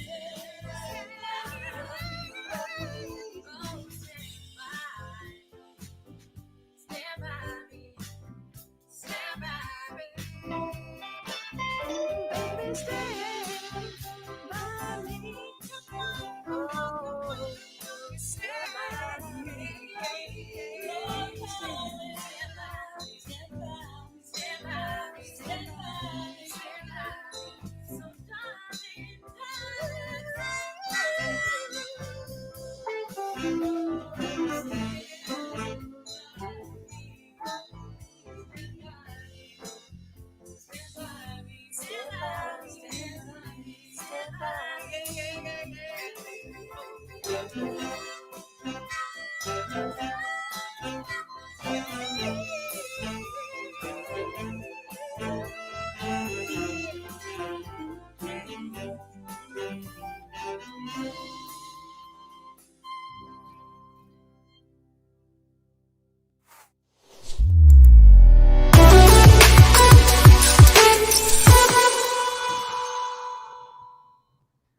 Welcome back, everybody. If you're just joining us, this is Red Day 2021, and this is Keller Williams San Diego Metro Streamathon. And if you don't know too much about Red Day, which I hope you do, here's a little video to give you a little bit more info.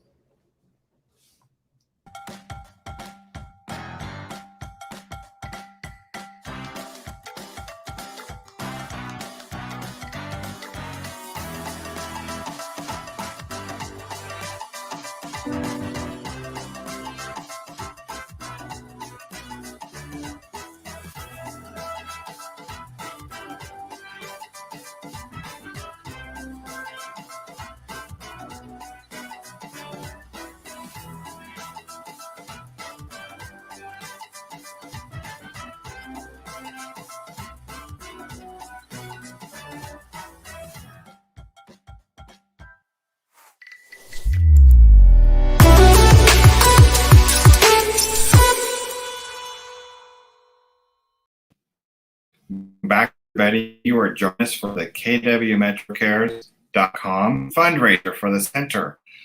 If you don't know what the center's done during 2020, here's a little quick video to show you exactly what they mobilized and went into.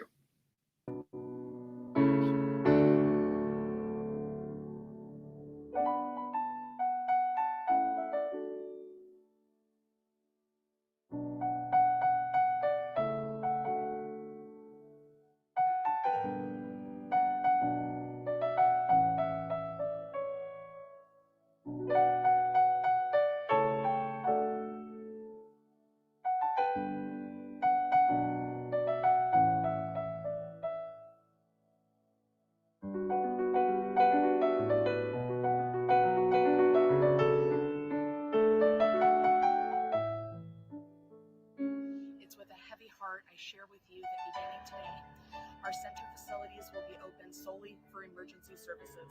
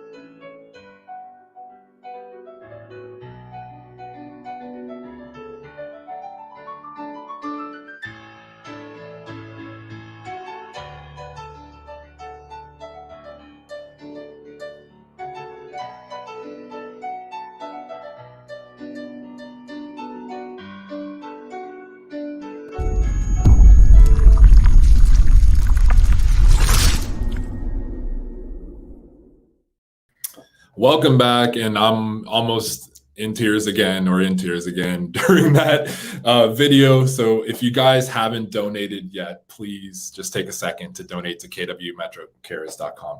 So, all right, here we go. We're going on to our next performer, and it is an encore vocal ensemble and San Diego's go-to chorale group for quality entertaining and performances of musical theater, and they're going to be singing "You'll Never Walk Alone."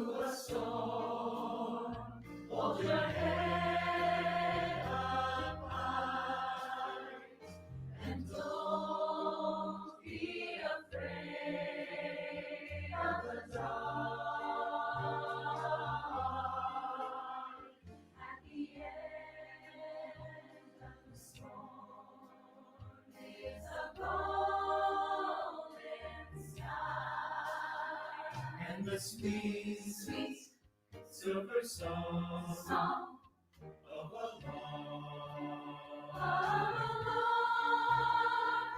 walk on through the rain, walk on through the rain, though your dreams be tossed and blown. Walk on with hope in your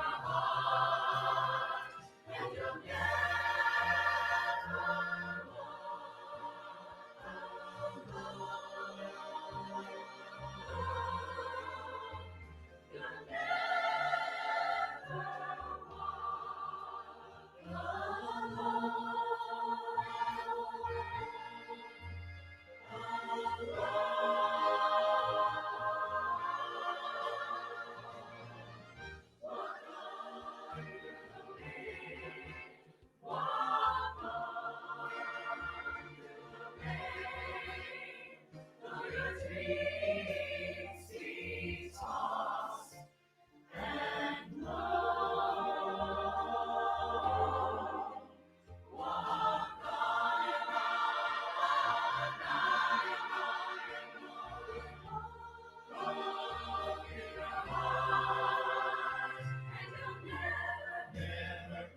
you'll never walk alone.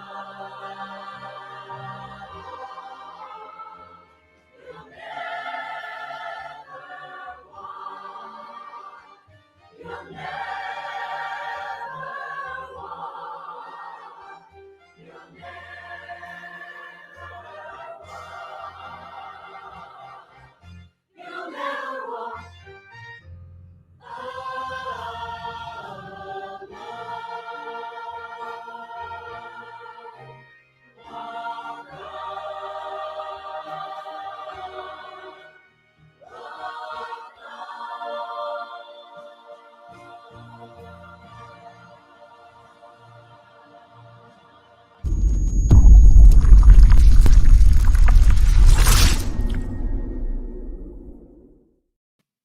Welcome back to our Day of Giving for the Center.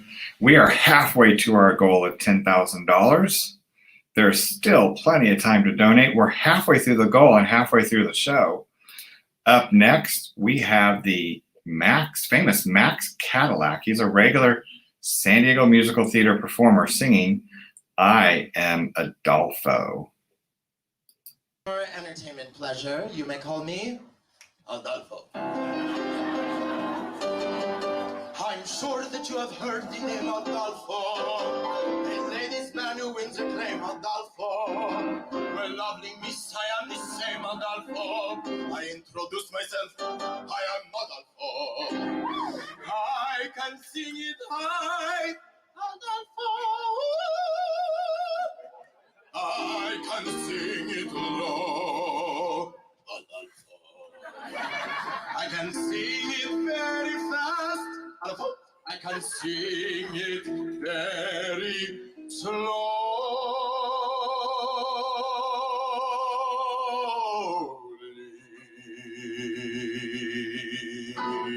I do it now, but it would take hours. Now let me spell it out for Joe. For all you lovely ladies and gentlemen in the audience who maybe for some reason did not hear me because you are hard of hearing or something. I don't know. It goes.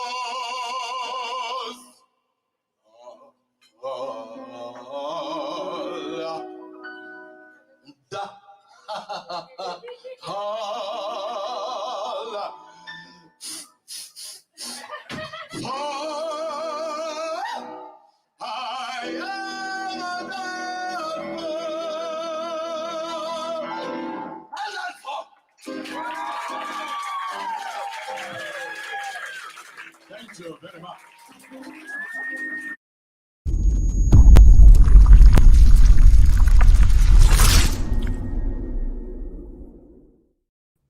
Well, welcome back. We got another amazing talent for you. But before we get to that, go to kwmetrocares.com and donate. So who we got going next is Kristen Roberts, and she's going to be singing Stone Cold.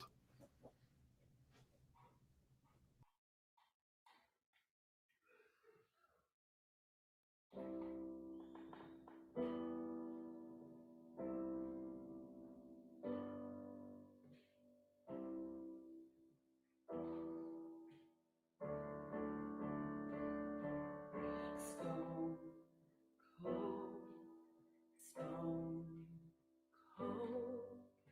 You see me standing, but I'm dying on the floor. Stone cold, stone cold. Maybe if I don't cry, I won't feel anymore. Stone cold, baby. God knows I try to feel happy for you. Know that I am, even if I can't understand. I'll take the pain. Give me the truth. Me and my heart will make it through. If happy is hard, I'm happy for you.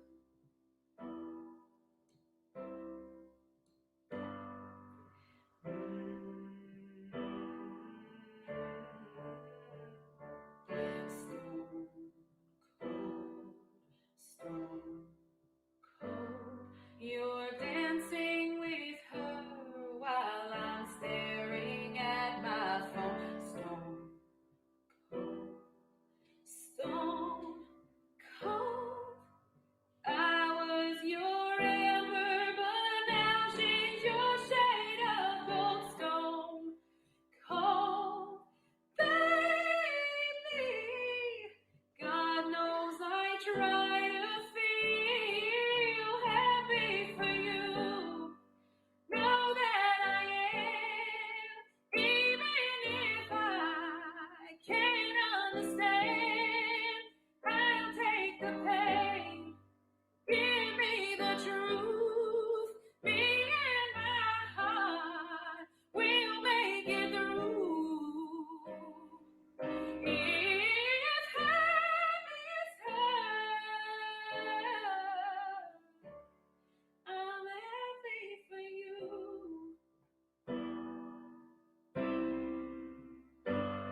I wish I could miss you, but here's my goodbye. Oh, I'm happy for you. Know that I am, even if I can't understand. If happy is hard, if happy is hard,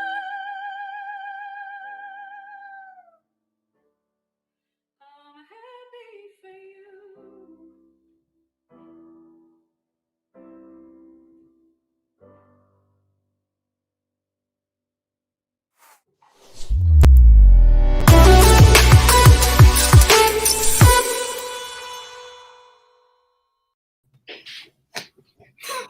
Welcome back. All yours, Mikey. Take the lead on this one. All righty. So I have the pleasure and honor to introduce everybody who hasn't been introduced to this man yet, Mr. Stephen Jack. Welcome, sir. Get on in here. I don't know. There he is. Oh, okay. I was going to say, how do I enter in? The magic of television. No. Yeah, this is amazing. No, this is super cool. Thank you guys so much for having me here. This is my first time actually participating in this realm, so this is pretty awesome. Are you going to be able to handle this, Mr. Shyness? You know, I am really reserved, and I don't like to talk much and with very little energy. So, I mean, we'll see if y'all want to keep me around for a little bit here, you know. Yeah. I have one of these in case you need it. Okay. Just Perfect. like Okay. Yeah, it's Red Bull for Red Day, right? Love it, love it. So, Stephen, tell us a little bit about why you love Keller Williams as well as Red Day. And Stephen has an insight too, because he came from the mothership. So let's talk about that. So just to clarify, in case anybody's wondering what that means, yes, was very blessed back in 2010 to work for Keller Williams International in Austin, Texas, specifically for their coaching division. So I think that aside from all the value that the company itself provides, as far as like resources, support, and training, we've all heard about that, right, with Keller Williams. Or if you haven't, you've been hiding underneath the rock. But the main reason why that in my heart of hearts that I feel that has me remaining loyal to the company, as well as wanting to share Red Day and so much about its culture to so many people that I know, is because it's easy to just be a company that provides training and resources. That's almost expected, right?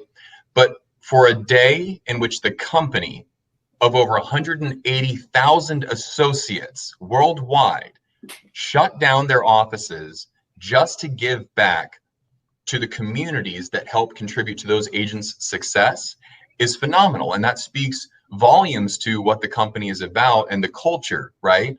And this is coming from someone that, you know, before getting into real estate, before working with Keller Williams, I only have worked with nonprofit organizations, right? And to be able to kind of see this type of contribution, I can honestly say that financially speaking, this company, specifically KW Cares, the Agent Crisis Funds that we have, Red Day, these fundraisers, have given back more than any nonprofit that I've ever worked for before. So it's not just about that financial contribution. Many a times as well, you see, you know, in those Red Day videos, a lot of times that people can't contribute with their pocketbook, well, then they're just able to contribute in different ways in their communities. I've seen beach cleanups. One of the teams that I'm working right now, they're literally just doing a beach cleanup. They're doing community cleanups. A couple of years ago, was very blessed to be able to work with a couple widows, military widows, on Coronado Island, just to help them out with household items that, you know, they weren't able to actually do. So for us to go out there, get that kind of outreach and just helping these communities, it really means so much, and it speaks to the character of what this company's about. Amen to that. Love it. Yeah. You got something for our own SJ? He's quiet. I know, now he's shy. Okay, now who's the shy one, Robert? I know, really. Come on, Robert. Oh, you're asking me. I was asking you. Yeah. He's not calling me, baby. Froze on my end. I'm like, huh? You cut out. Well, this is why we are who we are, guys. Okay, we have a good time, but we do good things. Okay, we're giving back. We, like Stephen just said, we do business every day, but we're also in the business of contributing. And that's what we're all doing today. And hopefully we contributed a few laughs to you guys as well. But Stephen, so like with being at this amazing company for as long as you have and seeing kind of a progression going from the corporate to here, and being like boots on the ground, what's been your best memory that you've had of Red Day? I'd say the best memory is being able to, it's more of engaging with the individuals to be able to say, hey, what would you like to contribute to, right? What organizations have made a difference in your personal sphere? And so again, coming from more of the corporate world, let's just say before Keller Williams, it was all about here's where the donations are going to, and you're just accepting it, right? And you're like, okay, so there may not be that personal involvement, but you do it anyway because you're like, well, yeah, it's for a good cause, right? And something for Red Day going towards being boots on the ground and working with the individuals, working with the teams and in the local offices to be able to engage in saying, hey, what organization would you like to contribute to? So we have essentially, everybody has a voice in what we're going to be doing. Because again, it's one thing to be like, hey, we're going to donate to this. And people will be like, okay, sure, I'll be supportive because it's a good cause. But it's another one to have this organization that means something to you, that's deeply ingrained in your heart.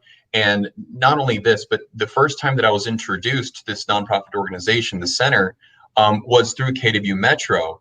And to be able to hear these types of stories that everybody deserves a second chance. Everybody deserves to have a chance at living their best life. So with organizations like the center especially here in the local San Diego community, like what they do is just phenomenal. So to be perfectly honest, I'm not surprised because I know that I've been trolling you guys, watching, observing, whatever you want to call it, right, in the best of ways in the background, and seeing how much money you guys have been able to collect in such a short amount of time. I'm thinking it's no surprise because this organization clearly has made an impact, and maybe not our own lives, but someone that we know that's close to us. So how phenomenal is that? It is very Great point, phenomenal. Stephen. Now you see all those events that you and Eve came to. That's exactly the money we were raising to go to. Those are Robert's kids. You know, the Sunburst Housing Project. They're my kids. I raise money for those kids because my heart just goes out to a homeless youth that just needs a hand up, not a handout, but a hand up. Yeah. Well, we appreciate we appreciate your time, Mr. Jack. I know this was so hard getting you to go on camera. And we appreciate your energy and wisdom at our office. Our team really, really adores you. We do. Well, thank you guys. Well, thank you all. Love you all, and thank you for what you do. Well, maybe you'll help us usher in the next talent, Steve. We have Jerry Tonella Flores, another San Diego musical theater performer that you might know, singing Out There. The hunchback is standing at the bell tower singing Out There.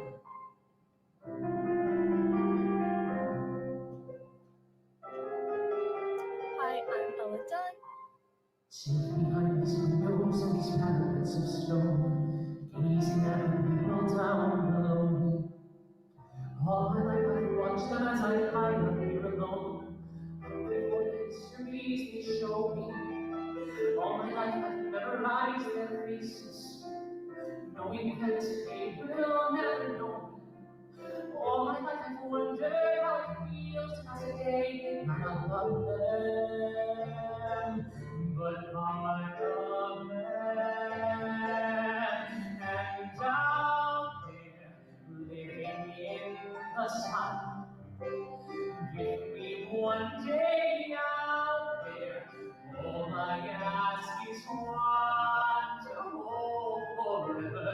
Out there, where they all live on the where would I do? What I did just to live one day out there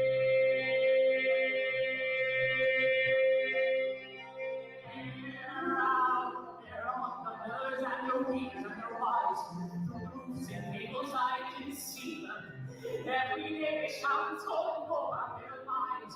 Keep us from the distance to feed them. If I were in their skin, I treasure every instant. Por el río pasear, disfrutar afuera, como un ser normal, feliz entre la gente. Solo confiar y jurar que nunca olvidaré que aunque así yo nací, más tarde perdonar y olvidar a la buena vivir.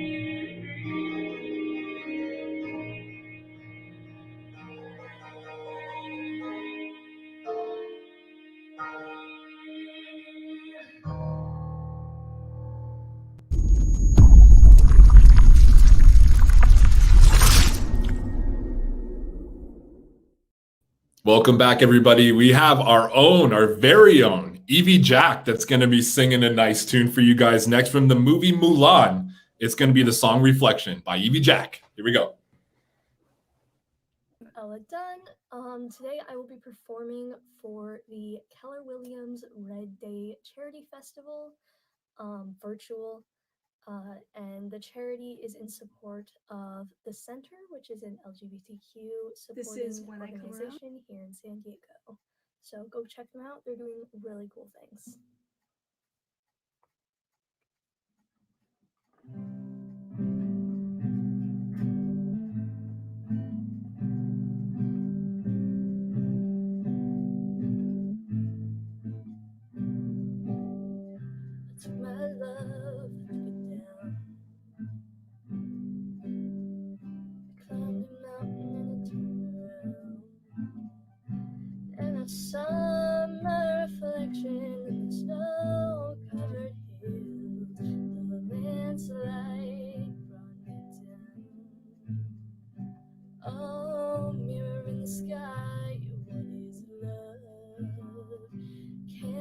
child within my heart rise above? Can I sail through the changing ocean tides? Can I handle the seasons of my life?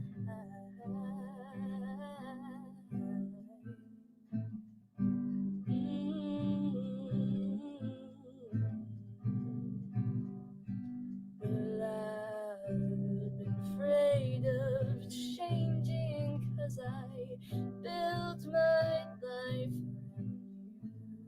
you. But time makes you bolder, even children get older, and I'm getting older too.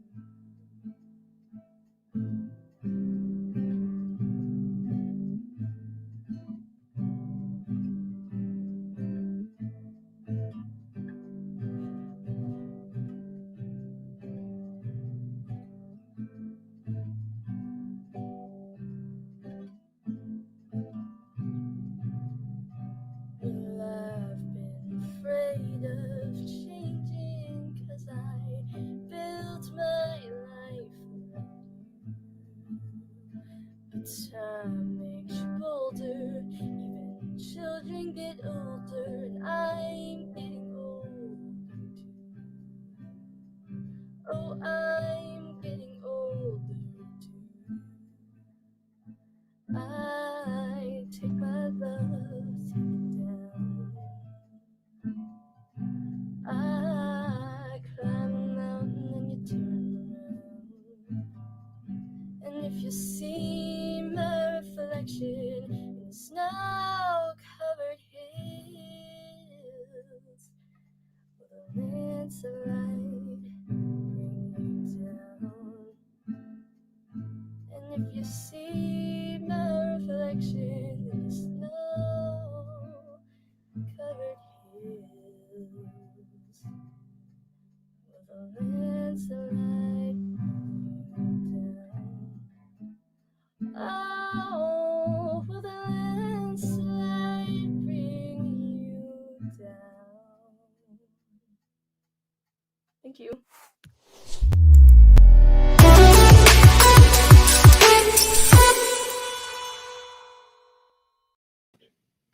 Welcome back. That was the talented Ella Dunn.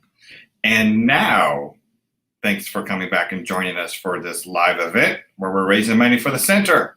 And you can still donate at kwmetrocares.com, kwmetrocares.com. And we are just over $5,044, halfway to our goal at $10,000. Well, up next is the ever off-Broadway talent, Evie Jack, who loves her Disney, singing Journey to the Past from Disney's Anastasia. Come Around by Green Day.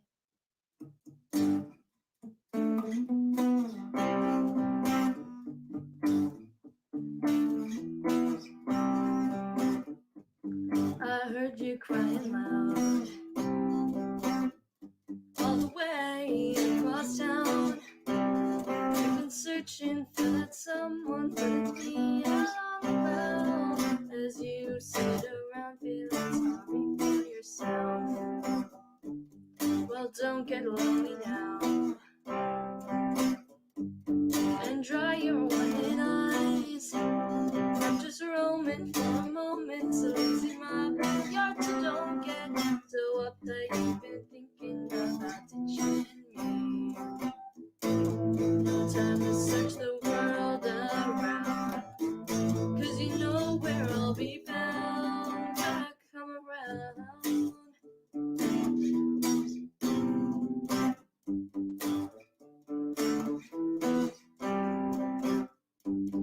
I heard it all before, so don't knock on my door.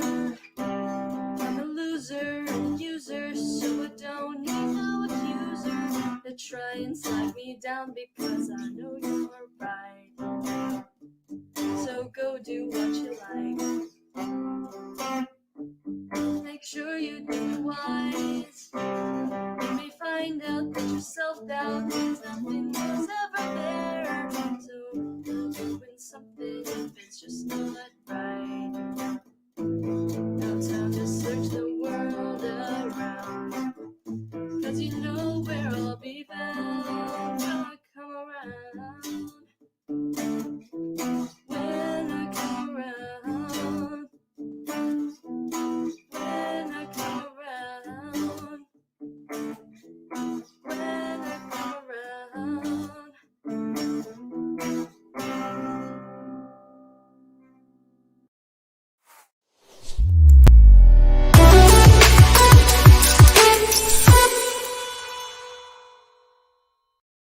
Well, welcome back. Well, as being on a live broadcast, you get some things that happen. Those of you that are part of the Metro family know that that wasn't Eve, that was Ella. So now I have the pleasure of introducing you to Eve Jack, and she's going to be singing Journey to the Past from Disney's Anastasia. Here we go.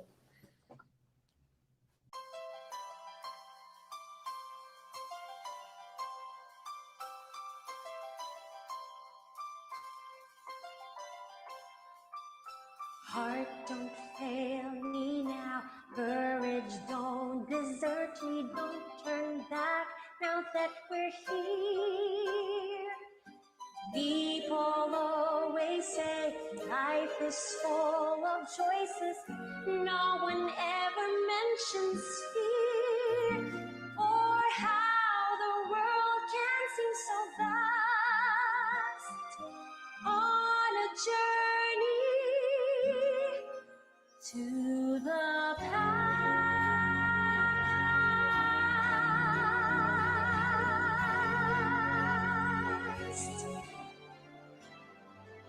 Somewhere down this road, I know someone's waiting. Years of dreams, this can't be wrong. Arms will open wide, I'll be safe and wanted. Find the home where I belong. Well, starting now, I'm learning fast on this journey to the past.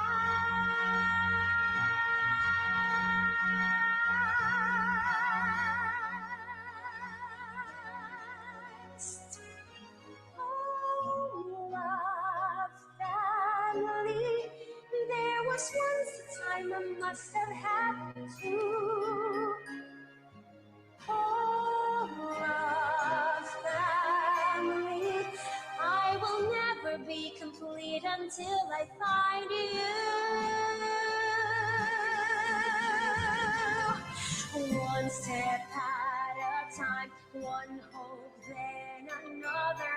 Who knows where this road may go? Back to who I was, on to find my future. Things my heart still needs to know. Yes, let this be a sign. Let this road be mine. Let it lead me to my past and bring me home. At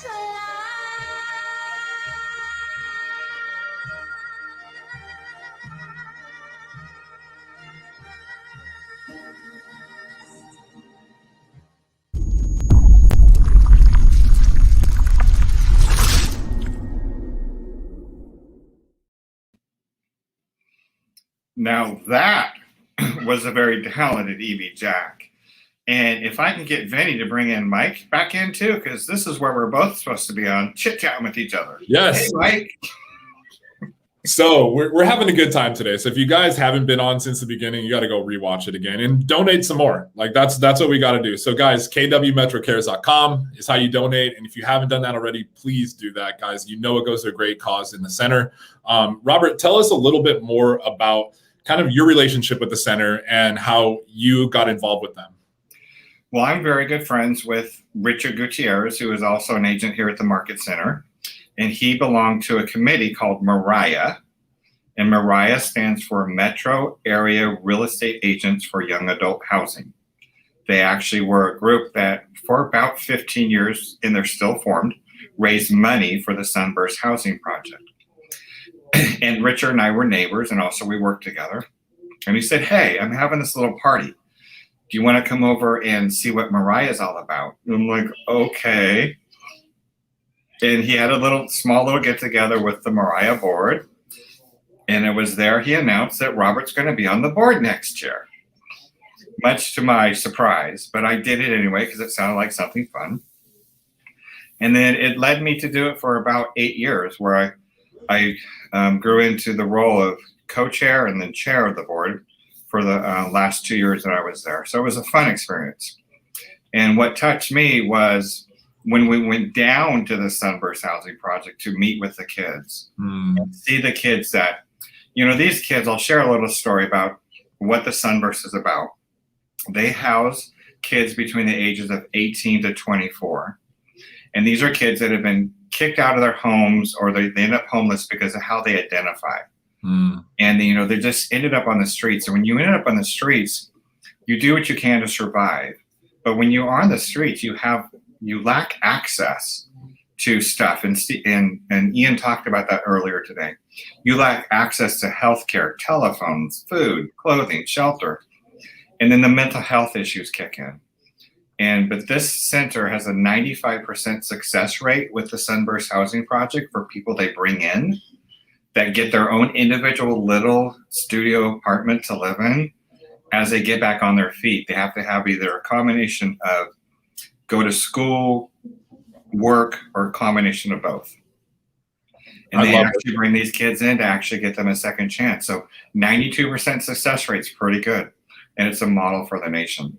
Yeah, that's amazing. And I mean, I just want to remind everybody that's tuned in right now, like that just heard what Robert said. Even though you weren't there since day one with Robert doing what he was doing, you can come alongside him and us all together right now and donate to this amazing cause that has such a amazing just contribution to this community in so many different ways that we've kind of just gone over already. But kwmetrocares.com, guys, please take some time, go there, donate, because your donations truly make a difference. I know for me, I try to be very intentional about where I donate and when I donate, but this is such a great cause, guys. If you feel any sort of tug on your heartstrings right now, follow it. Please donate. kwmetrocares.com. And we are getting back into our talent, Master Mike. We got up next again, the Chamber Bravura singing Flashlight. Yes.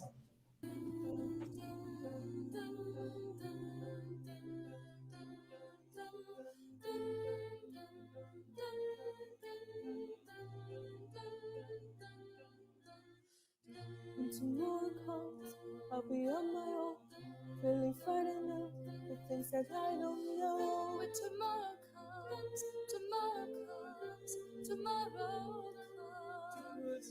and though the road is long, I look up to the sky, and in the dark I found, lost so that I won't fight. And I sing alone, and I sing alone, I sing alone. I don't know I need when I do night. I look around me and see a sweet light. I'm stuck in the dark and you're my flashlight. You're getting me through the night. Inside my heart when you shine it in my eyes. Can't lie, it's a sweet life. I'm stuck in the dark but you're my flashlight. Oh, getting me through the night. I see the shadows long underneath the mountaintop. I'm not afraid when the rain won't stop. 'Cause you light the way, you light the way, yeah, you light the way. Yeah. I got all I need when I got you and I look around me and see a sweet light. I'm stuck in the dark and you're my flashlight. You're getting me through the night.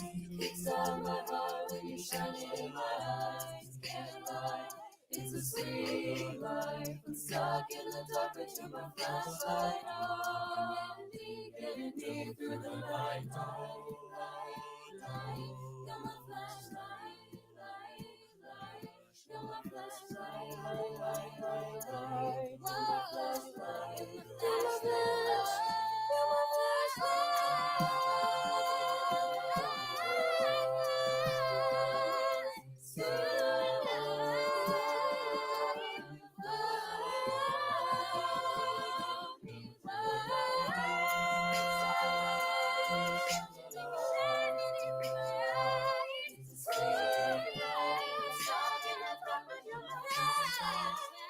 Getting me through the night.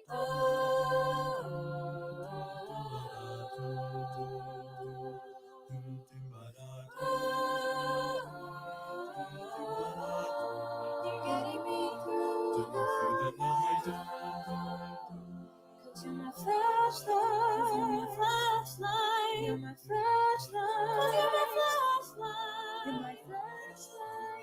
You're getting me through the night.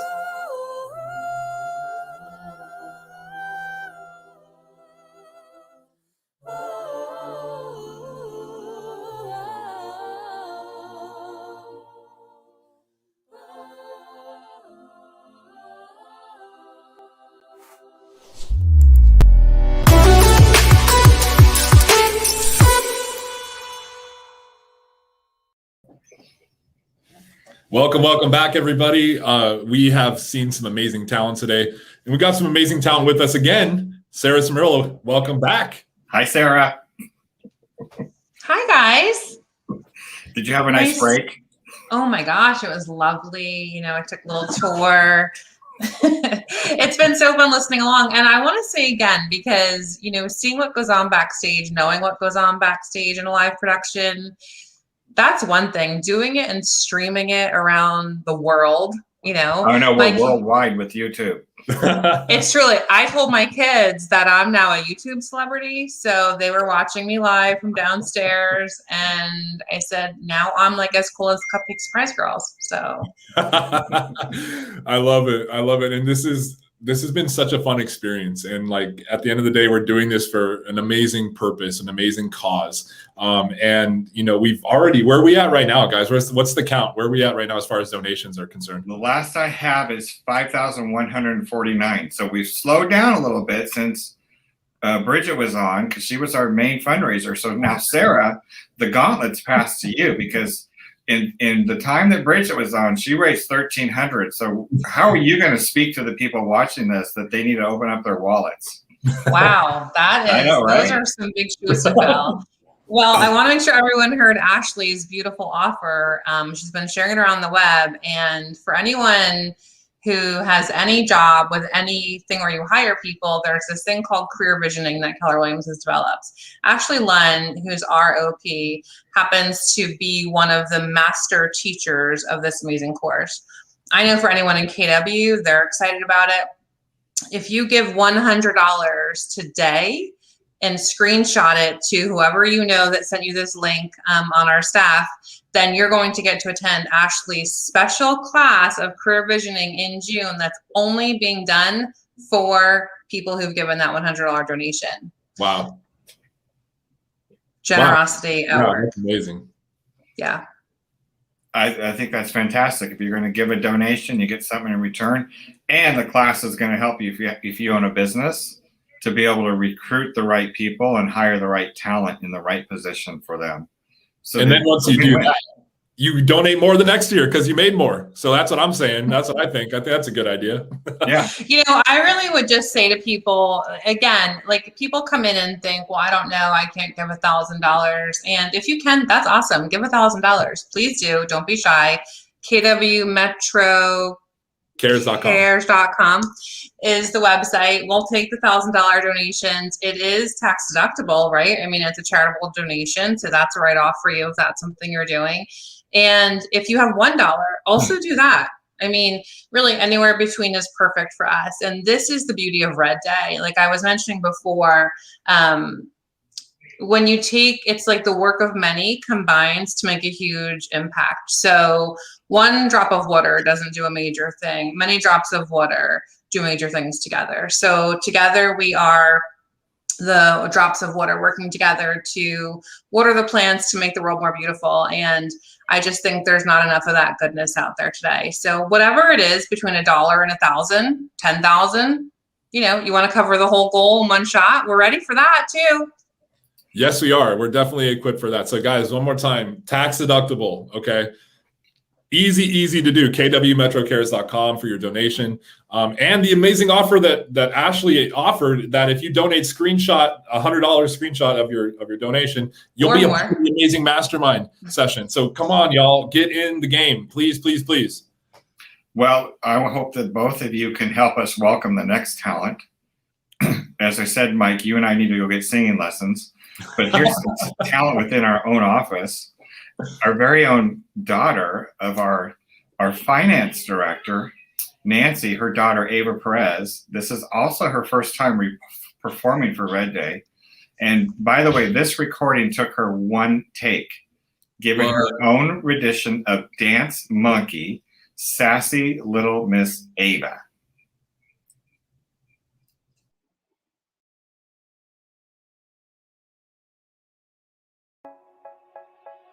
They say, oh my God, I see the way you shine. Take my hands, my feet, and place them both in mine. You know it stopped me dead that I was passing by. And now I beg to see you dance just one more time. Ooh, I see you every time. And now I like your style. Ooh, you make me wanna try. And now I beg to see you dance just one more time. Side, dance for me, oh. I never see anybody do that thing you do before. Side, move for me, yeah. And when you're done, I'll make you do it again. I say, oh my God, I see the way you lie. Take my hands, my feet, and looking in my eyes. It's like a monkey, I've been dancing my whole life. You just beg to see me dance just one more time. Ooh, I see you every time. And now I like your style. Ooh, you make me wanna try. And now I beg to see you dance just one more time. Side, dance for me, oh. I never see anybody do that thing you do before. Side, move for me, yeah. And when you're done, I'll make it to be done again. Side, dance for me, oh. I never see anybody do that thing you do before. Side, move for me, yeah. And when you're done, I'll make it to be done again.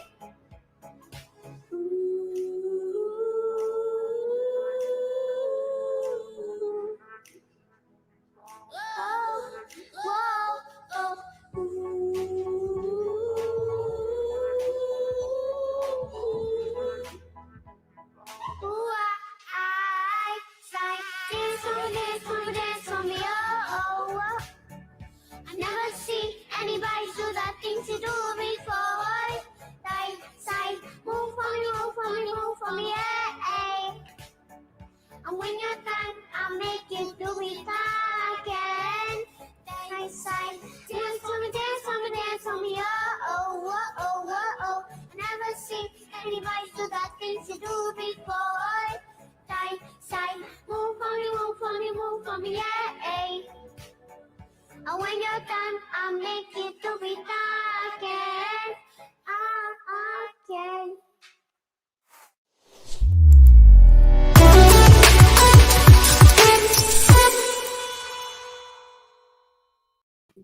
Well, wasn't Little Miss Ava adorable? Little known fact, her mother, Nancy, at our office, is quite the ham herself. I met her singing around the office, but she's also known for scaring people. And getting scared. And jumping out of boxes. Can I just throw in the performance before Sarah? I felt like the three of us need to do like a big singing thing like all those kids did. I'm down. Let's go. It might not be that entertaining from my end, but hey, we'll see. You start off, Robert. You start off.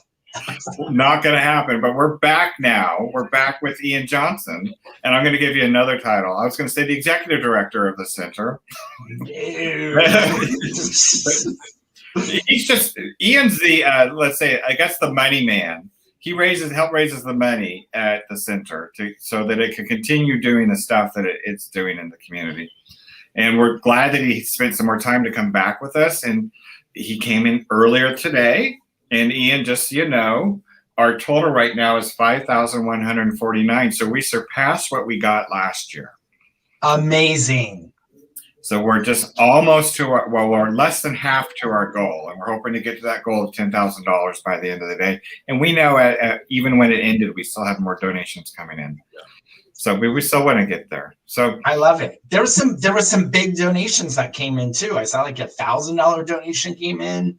It's truly remarkable and amazing. And again, I know this myself, our CEO Kara Desert, the board, staff, everybody just is so appreciative. Thanks to everybody who has donated, and I'm excited to hit the $10,000 mark in the next 25 minutes. Well, we're going to get there. I know we will. Even if we've got to beg, borrow, steal, and Mike and I might even have to end the show with our little own acapella performance of, I don't know, New York, New York. Hey, if we get somebody to match donations, I might be down. Like, I don't care. I'm willing to put myself out there and look stupid for a good cause. I'm cool with that. Maybe I can rip the entire leadership team to get on everybody on live, and we can all do like the acapella thing. Right? I think, Mike, you posed a really interesting challenge, though. I mean, I've seen $1,000 donation come through. I've seen multiple $500 come through. Yep. Like, if there is somebody who's watching who plans on donating $1,000, like let's put it at a match. They'll donate the $1,000 if we can raise $1,000 in the next 25 minutes. I think it's very doable. So are you? Yeah, that's what that $1,000 was. It was with our culture queen. When we interviewed her, she came on and said she'll match during the time that she was on, and she did. She matched. She raised $1,300 during her 10 or 15 minutes on here. I love it. It's amazing. So Ian, we talked a lot about the programs that are helping, and just so you know, people are aware what the center is doing with their emergency services during COVID. These are the types of things that they're working on. They have a food bank, a senior food bank, neighborhood food distribution, perishable, non-perishables home delivery, behavioral health services, critical housing needs, vital support groups, homelessness prevention and diversion, the North Park Senior Apartments, and the Sunburst Housing Project. So we've talked a little bit about the housing project, but things I want to touch on in the time you're going to be here is the behavioral health services you work with, and the homelessness prevention and diversion, and then the vital support groups. I know that's a lot to go through.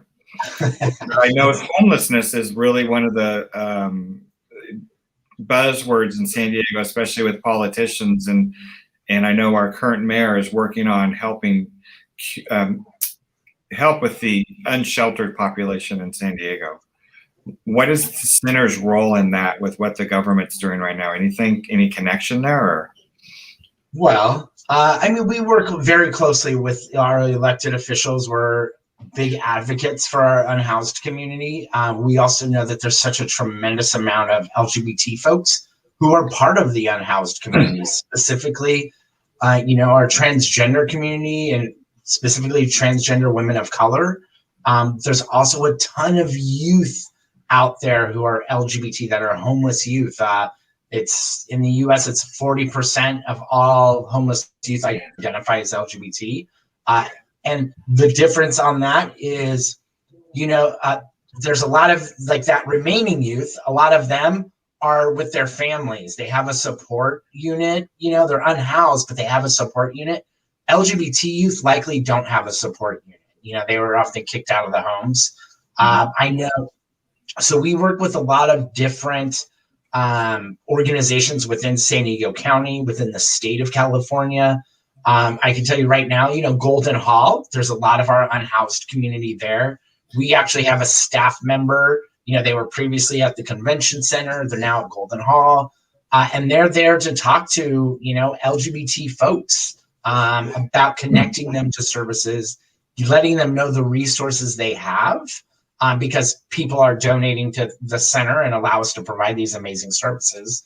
But they're working on getting people placed in either temporary housing or supportive and permanent housing, which are two big things in our housing continuum that the center provides. And you've expanded the housing menu, let me say, for lack of a better word, rather than the Sunburst. You looked at the expense of doing that each year. and you expanded it, some type of program where people can actually stay with a relative, kind of like almost like a foster care situation, similar to it. If they had the house already there and they could bring somebody in, but they really can't afford that person without some support. What is that program about? Yeah, it has changed, I would say, probably in the past 5 years. Our housing continuum has just grown tremendously. So from where it used to be just the Sunburst Youth Housing Project for over 15 years, the program you're kind of speaking about is, well, there's a couple of things. So this is on the emergency housing side. So this is people who need it immediately. That's different from permanent and supportive. So we have like our host home program. That is just like you said, Robert. We had one person who, about a year ago, a youth who was kicked out of the home, ended up in San Diego with no support, but they had a relative that lived in San Diego.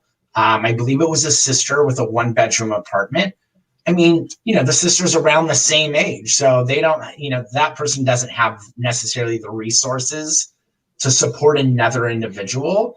And so what our host home program does, it helps give let's call it a stipend to help assist and be able to take in somebody for temporary housing. So that's a big thing. And it also goes with, family, friends, relatives. It's just what we're trying to do is to stop the process of kicking an LGBTQ youth out of the home because of who they identify as and having them live on the streets. It's, I am a product of this. I was kicked out of the home at 19 years old. And I was just, I was fortunate to be where I am today, but I didn't have resources like we have now. And so that's why it's really important. There's also, the Safe Stay, which is the shelter for transitional aged youth. That is almost 2 years old.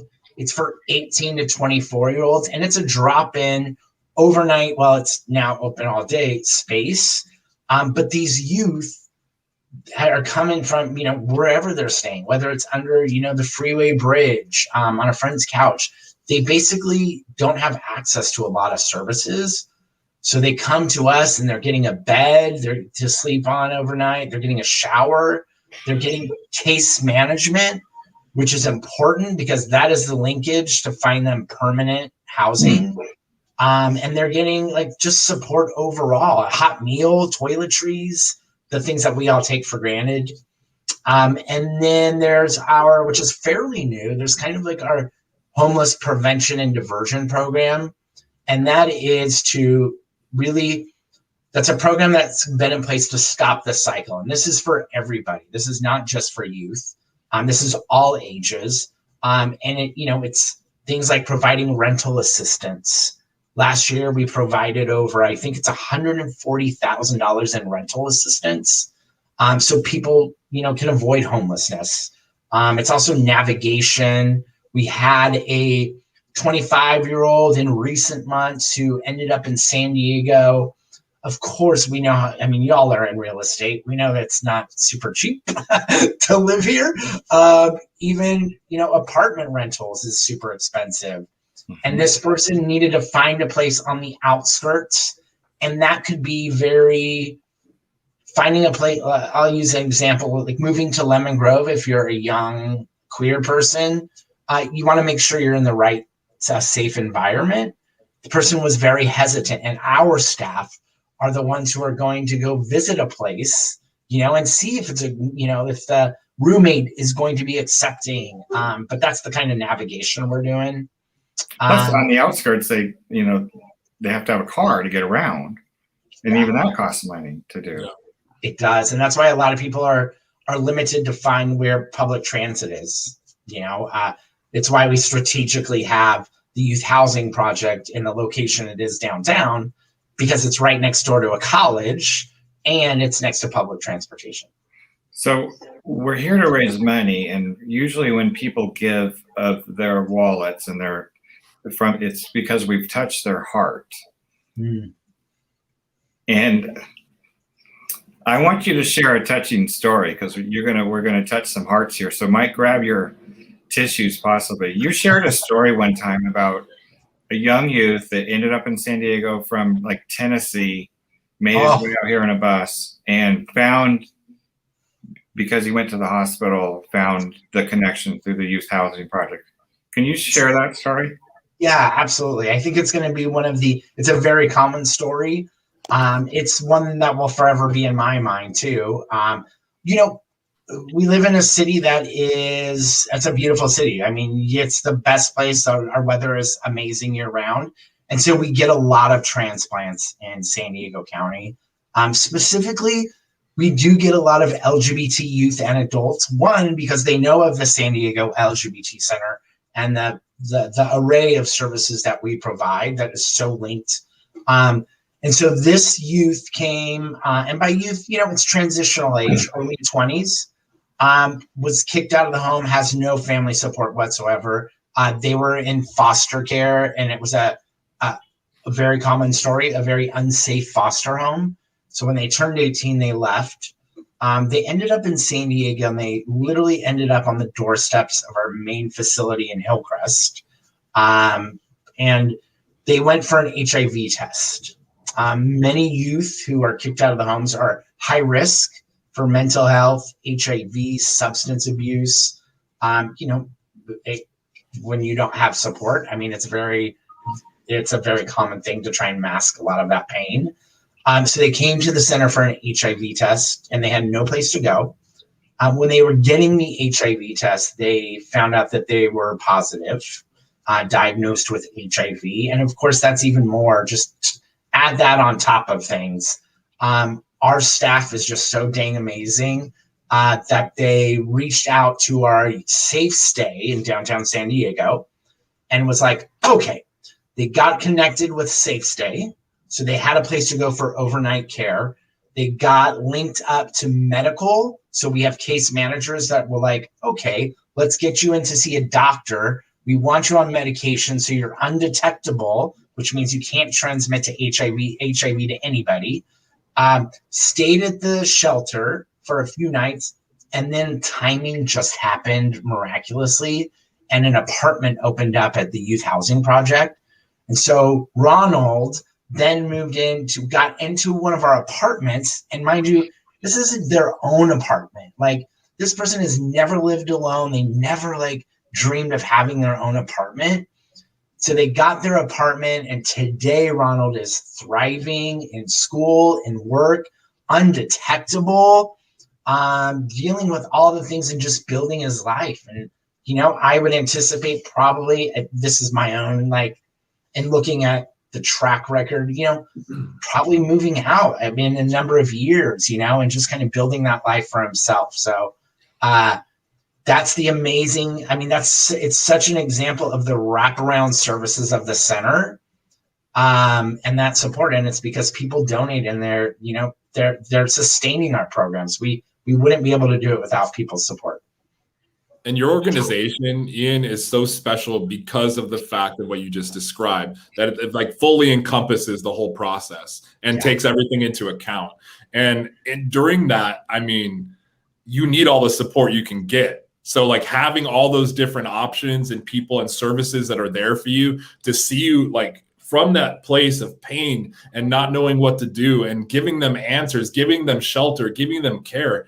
I mean, that is what it's all about. When I think of an organization or charity, that's what I want to see. So if you guys are on the fence right now, which I don't think anybody is, to be honest, but let's just throw it out there, right? kwmetrocares.com. You guys need to donate. The story that Ian just told isn't the only one. It is one of many. And here's the beauty. You guys, by donating, get to be a part of the journey of somebody else's life to their success. That is an amazing thing, that you know that your contribution made a difference and played a part. Yeah, so beautifully said, Mike. It really is. It's and it's just one story. I mean, there's so many stories from, you know, not to switch gears completely, but you know, recently we have, you know, our seniors are also very vulnerable. We're dealing with our Stonewall generation. These are the folks whose shoulders that I stand upon. I have many of my rights because of these folks. And they don't necessarily have families. We have one resident of our senior housing. It's called North Park Seniors, in partnership with Community Housing Works. And he showed up to one of our senior food banks recently. And, you know, in the past year has been living in isolation, has a flip phone.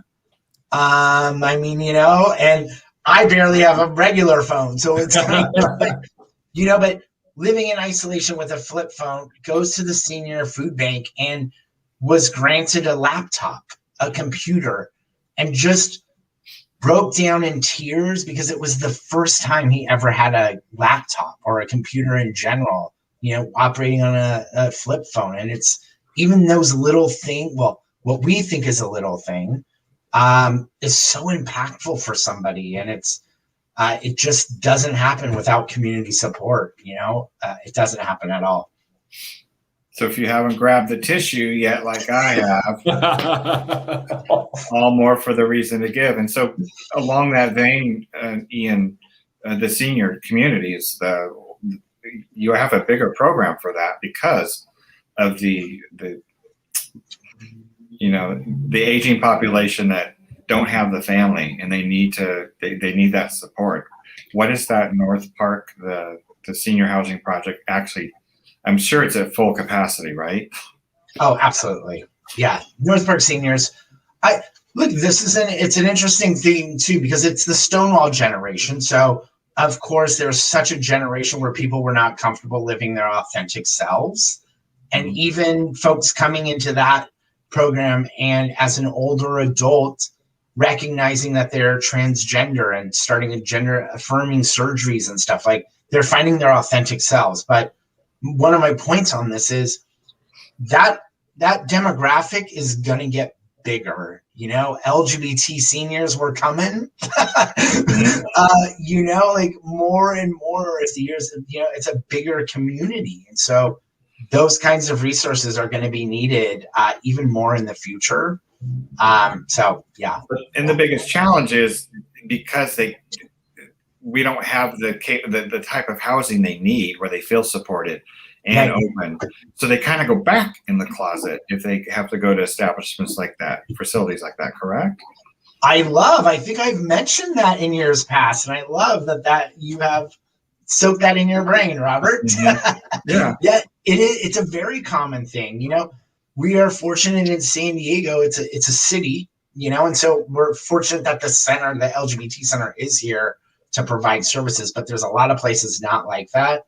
And our older adults may go into assisted living, retirement homes, and there's not a community. There's not an LGBT community, and they often are forced back into the closet.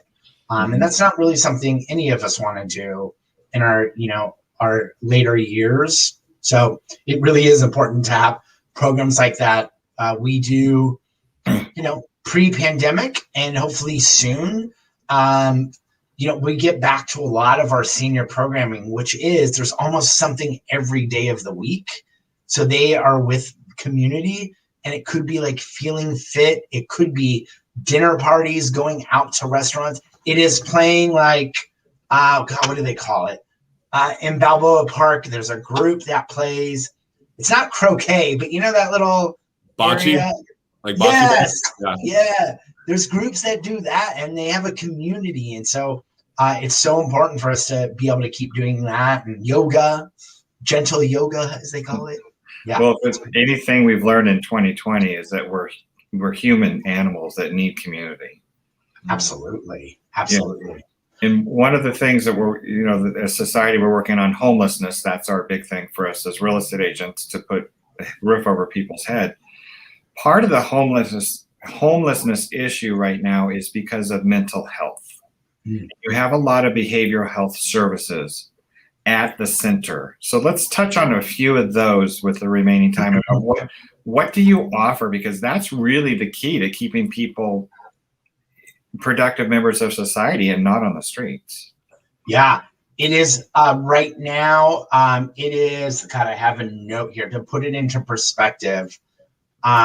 We did, in the past year, we've done over 4,200 virtual counseling sessions. Wow. And that's a lot, with over 900 virtual support and discussion groups. So I kind of put those both, somewhat together.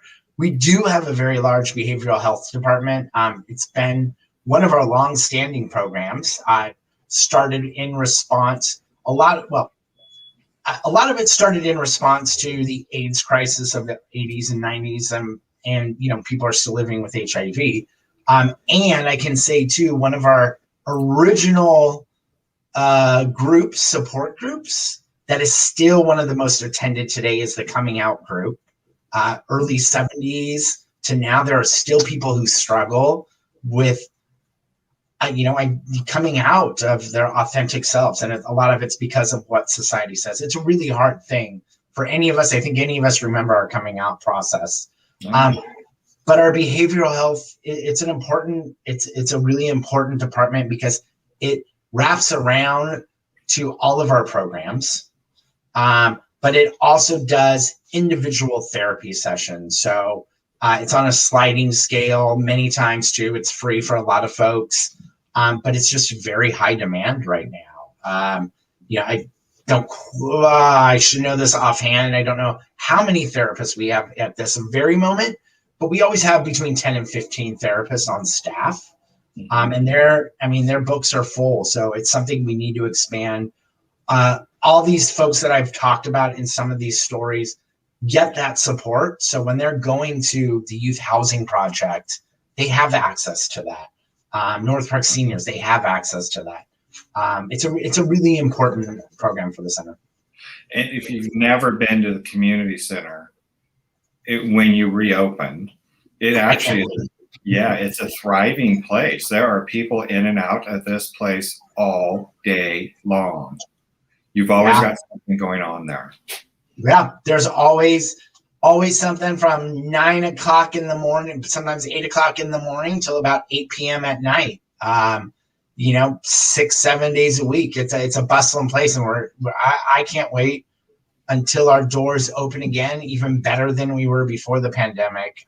There's just so much exciting things that are happening at the center. And truly the support that we get from folks is why we just can keep providing new programs and expanding our services. Yeah. I know you don't know a timeline, but what's your hope? July? That's mine. I love it. It's not going to be July. One of the things that we identify, it's a very large facility if people have not been to it. It's the main hub, heart of Hillcrest, next to the Big Red Building. Everybody knows the Big Red Building. And it's an old building. I think it's it's maybe over 100 years old. What are we in, 2021? It's probably about 100 years old. And, we've outgrown that space. We really have outgrown that space. And our HVAC system is outdated. So through the pandemic, it was like, we need to we want to open the doors when it's safe for the community and our staff. And so we're getting some HVAC systems replaced that are state of the art with all the fancy little beams and lasers and whatever it does. But that's kind of one of those unexpected expenses that you're like, oh my gosh, we have to replace this for the safety of everyone. So that's happening. With the new CDC thing that came out today too. I don't know if you all saw that because you're on here. Yeah. Oh my God. You need to do a Google of the new CDC thing that came out because it's all about not wearing masks. Okay. So who knows? We're optimistic that it's this year, but I can't give you a timeline on that. Who knows? Who knows? Well, Ian, we're very proud and happy to be able to do this for the center each and every year. So we appreciate it. You guys really do great work. We just got an updated total 5330. Oh, 6,000 folks, 6,000. And we appreciate your time. I know your time is very valuable. Before you go back to actually go into work at a real office, I just have one question. Pajama bottoms or workout pants? What have you worn most of the year being stuck at home besides painting your walls blue? That is very good. I'll tell you right now, I am wearing workout shorts. That's my go-to. Yep. Yeah. I looked in my closet. I did a cleaning of my closet and I looked and I was like, well, first of all, I joined Fabletics. So that's a thing. And I have more sweatpants and workout shorts than I do dress shirts. But I've saved a lot of money on ironing or on dry cleaning this year. So, yeah. Yep. Well, we're shooting at the studio today, and I had to actually put on pants. So, I'll leave my house. Thank you both so much for all you're doing. You're killing it today. So, really appreciate everything that the Keller Williams team and just our real estate community in San Diego does to support the center. We're very appreciative. Thank you, Ian. Great seeing you. With that, we're going to have Mike introduce the next talent. Or Mike, do you need it? No, I'm not. I'm here. All right, here we go. So we're getting back into the talent portion, y'all. And if you haven't donated yet, I'm going to say kwmetrocares.com. Let's get that going first. And then what we're going to be getting into right now is a song from Disney's Aladdin. And it is A Change of Brevard. Actually, no, Mike, it's been changed. Oh, my goodness. I'm not going to go off the paper anymore. I'm going on the... Okay, where are we at, BB? You tell now me. We have the off-Broadway talent of Evie Jack singing I'm Here from Broadway's. I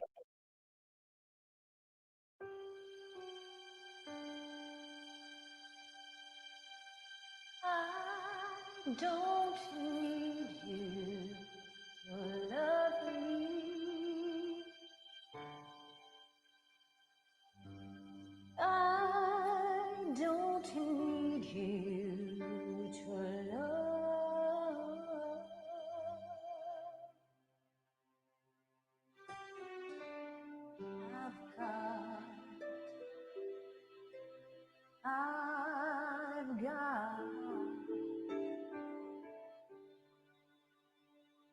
I've got my sister. I can't feel her now.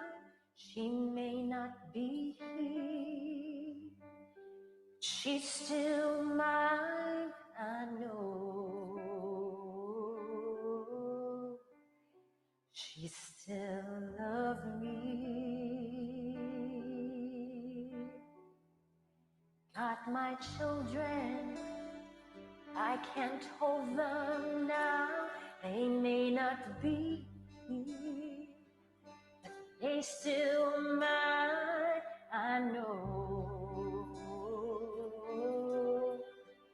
I know I still love them.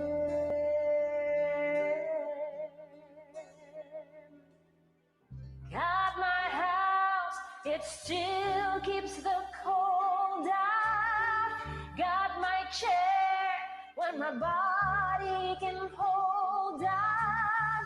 Got my hands doing good like they're supposed to.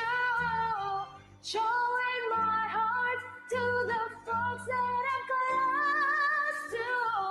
Got my eyes, though they don't see as far now. They see more about how things really are now.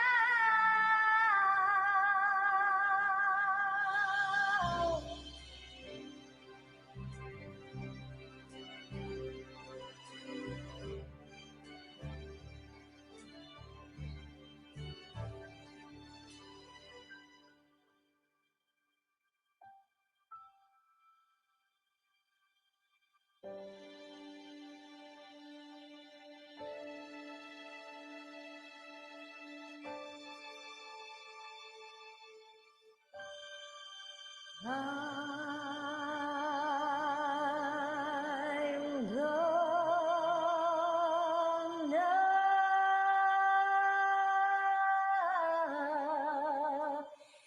gonna take a deep breath.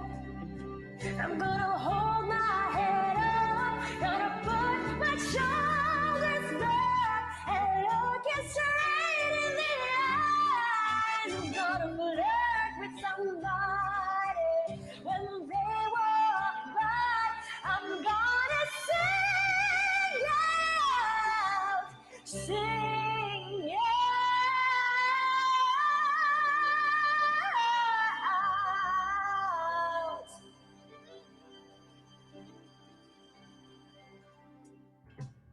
I believe I have inside of me everything that I need to live a bountiful life, and all the love I lie in me. I'll stand as tall as the tallest tree, and I'm thankful for every day that I'm given. All the easy and hard ones I'm living.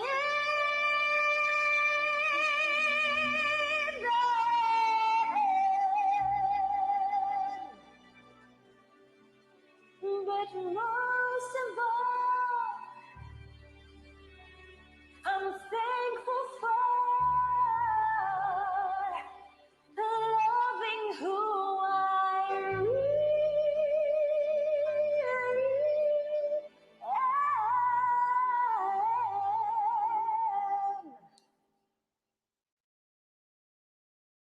I'm beautiful.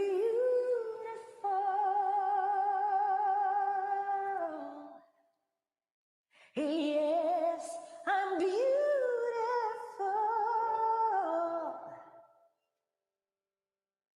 And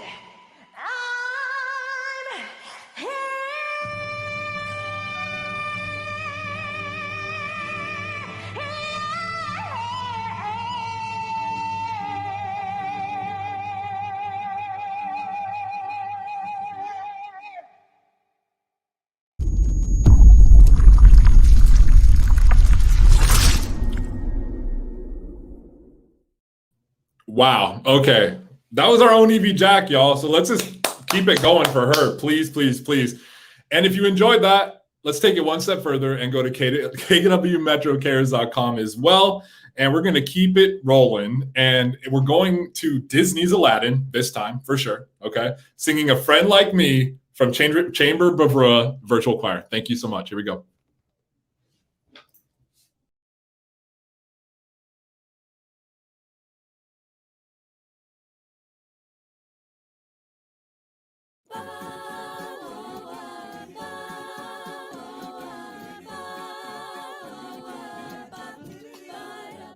Lollipop, what happened? Arizona had 1,000 tales. Messy, you're in luck is up your sleeve. You got a band magic never fails. Some power in your corner now. Some heavy ammunition for your camp. You got some punch. Pizzazz. See all you gotta do is drop that lamp. Mr. Aladdin, sir, what will your pleasure be?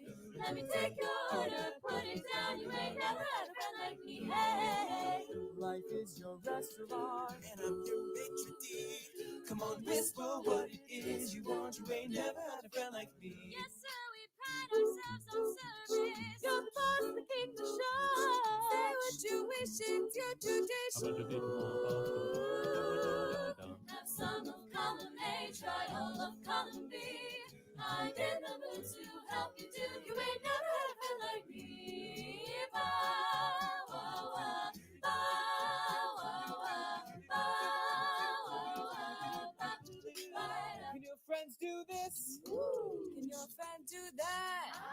Can your friends pull this? Of the little head. Can your friends go poof? Well, look at here. Your friends go abracadabra, let her rip, and then make it like it disappear. Was if you sit there, psyched up, buggy-eyed, a bit ass, all you bit in bread. You got me bona fide and certified. To help you out.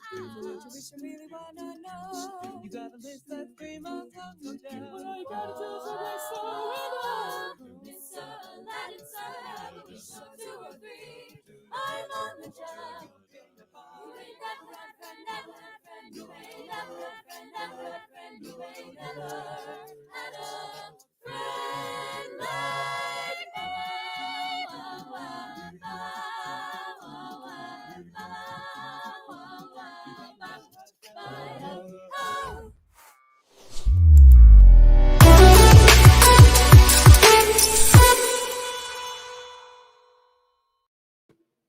Welcome back, everybody, to our fundraiser today. There's still time to give.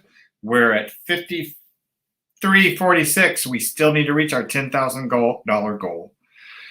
Up next, singing for us again. Oh, I'm really excited about this next duo. Our very own Eve and Steve. They're going to be singing from Disney's Aladdin, A Whole New World. One of my favorites. Take it away.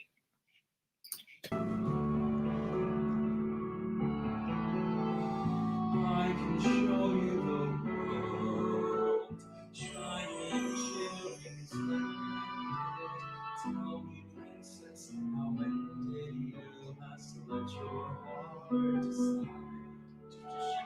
I can open your eyes, take you wonder by wonder, over sideways and under on a magic carpet ride.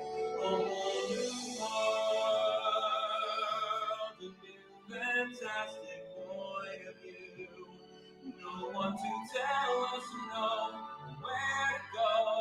Say we're only dreaming. A whole new world, a dazzling place I never knew. But when I'm right here, it's crystal clear that now I'm in a whole new world with you. Now I'm in a whole new world with you. Unbelievable sight, indescribable feeling, so totally freewheeling through an endless diamond sky. A whole new world, 100,000 things to see.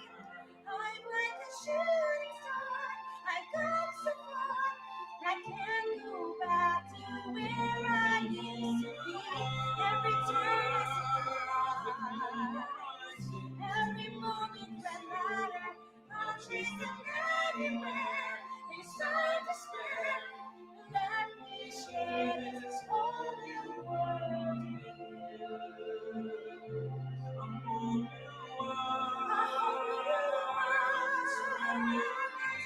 that's where we'll be. No one just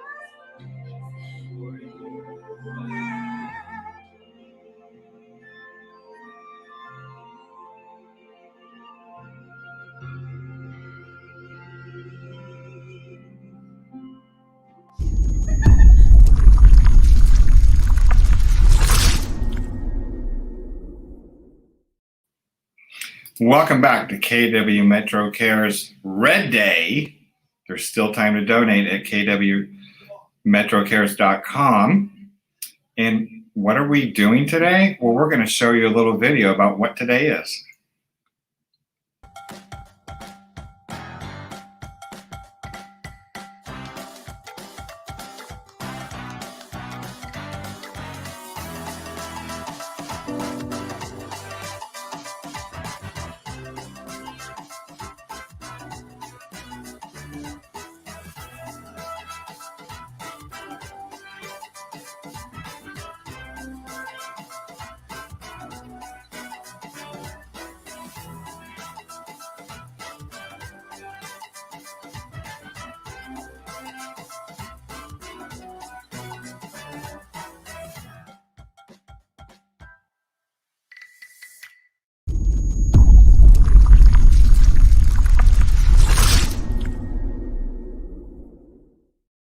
All right, everybody. If you didn't know what Red Day was already, now you do. And now let's learn a bit about the center. Here we go.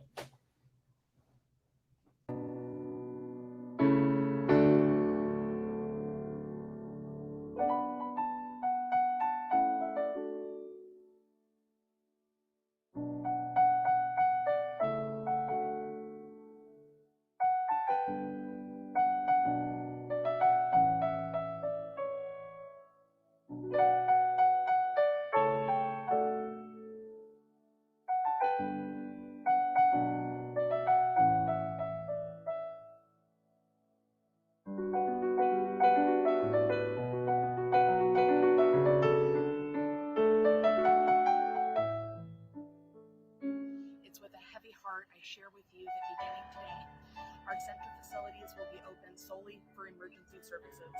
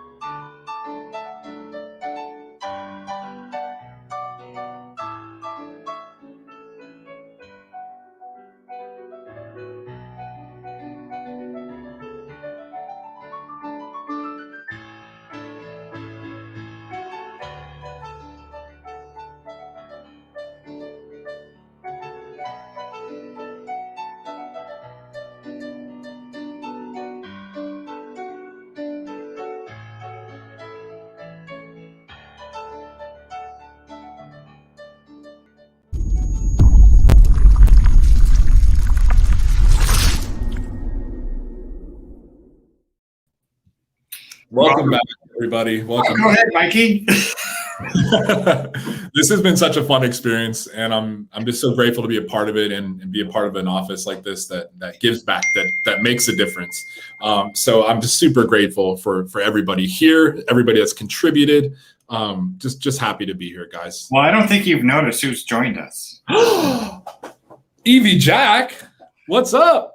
So we brought our talented production director who's been in the background helping us all day, coordinating the talent and all the videos. And we just wanted to say thank you, Evie. My pleasure. It's a great cause, so I'm happy to be here. And you didn't notice she was also singing in some of the videos. She's very talented. She is. Yeah, and we're telling her not to forget us when she's very, very famous. Thank you all so much. We want to do selfies with the Grammy, please. So what's it like producing a show in the back end, Evie? Let the people know what we've done today and how much work goes into it so that everybody's aware, including some of the Keller Williams people that might be watching. It's like when you see those little ducks on the pond and everything's chaotic underneath, but calm outside, up. So, hi, Matthew. Evie Pipes. Evie Pipes. Well, we couldn't have done this show without Evie because she basically builds a production schedule and we just fit in where we need to go. And without her, she does so much for the office besides being a very fun person to hang around to. We joke all day. We love you, Evie, and so does everybody else. Thank you. All right. So, Mike, you and I are going to finish out until the end of the show. What did we learn today? What did you learn? I want to know, what did you learn? I learned? Thank you. I learned a lot. I learned that forget the paper production schedule, first of all. Secondly, I learned that I love this office more than I ever knew. And the center as well. I think it's so amazing what they do, and that you guys, us as a family here at Keller Williams Metro come together, to strengthen the community, to better the community, to, like Ian said before, to leave it better than when we found it, right? And I think that the center is such an amazing cause because they have something that is from start to finish. Like, really, they want to get people off the ground and running and going. So just seeing what they do, how they do it, and the part that we play in it really inspired me. So it really opened my eyes, really just kind of connected me to that heart piece again, because I used to be a part of a nonprofit, and with the injury that I suffered, and then with COVID and everything, I haven't been able to serve and do that as much. So being a part of this today in a funny capacity, hosting with you, Robert, really fulfilled that and gave me that fill up on my heart. So I just wanted to thank you for, offering, this co-host job, right? To do this with you. It's been fun. Well, I kind of feel like the Brian Dunkelman of who was the guy that does American Idol. Ryan Seacrest. Like you're the Ryan Seacrest. I'm the Brian Dunkelman. That's going to. You're doing such a much better job than me. Except for the fact that you're trying to look for the production schedule in your AOL chat rooms. Yeah, you know what? Like I thought I was like being ahead of like the schedule here and like printing it out, like I was getting extra credit, but then let alone I didn't think of, hey, maybe there's changes. So my bad. Next time I will follow the live production schedule as opposed to the printed, antiquated version. So you're saying that you're not going to go join CNN because that's a live TV and you've got to move on the fly. Well, I'm down with that. Let's go. Let's tell them to donate to KW Metro Cares as well. So guys, real quick, kwmetrocares.com. Please donate. We've donated. I mean, we've gained a ton of money to donate to the center today. We still have time. We have 15 minutes left to see what we can do and how much farther we can take it. So let's do some begging right now. So what would happen if we can get, starting right now, we have 5,346, right? And so let's say between now and 1:55, so 10 minutes, we want to raise $500. And if we raise $500, I will match that $500 because I've already donated. So I'm going to beat up to it. But if we get another $500 from 5,346, I'll match the $500. Wow. Wow. So you heard that, guys. Okay. Robert is willing to pony up $500 if you guys do the same. So come on, let's do it, guys. Let's do it. Let's make him pull out his wallet. Let's make him donate to the center, which he's going to love to do anyway. So help him do something awesome, please. I'm behind on my center donations this year. Well, there you go. There you go. Perfect opportunity. So people will donate when they have their heartstrings touched. What was the heartstring touch for you today? Besides, there was a lot, but was there anything that stood out? There was so much, but it really, for me, I think the biggest takeaway that I got was just like raising my own personal awareness of what happens and what's out there and the struggles that we all face, but specifically the LGBT community and what is faced and how this organization could help and does help. That opened up my eyes a ton, inspired me, and really just, like I said, like it really did pull on my heartstrings because I can relate. I'm gonna get a little. We're pulling on heartstrings, right? So might as well go there. I've been homeless in my life. I've had a center type place help me get back on my feet in my own life, and I know the personal truth and importance of some place like a center. So I'm telling you right now, I wouldn't be alive if it wasn't for a place like that. I wouldn't have the life I have today if it wasn't for a place like that. So I want you guys to really understand the impact, even if you haven't had a personal situation like I just described, but have your heartstrings pulled by that personal situation. I'm telling you right now, from a firsthand perspective, your donation works and matters and makes a difference. So whether or not, whatever the amount is, guys, I just urge you to stand up, take action, donate what you can, because I promise you it has made a difference in my life. And I can't even comment on the thousands I'm sure that the center has helped. So I just wanted to put that out there, let you guys know that these places really work. They really do make a difference. And you bring up a good point. We've all kind of been our ups and downs, everybody in life. And if you're having an up right now, great, it's a good time to give back. But you probably remember the time when you were down and you reached out for support.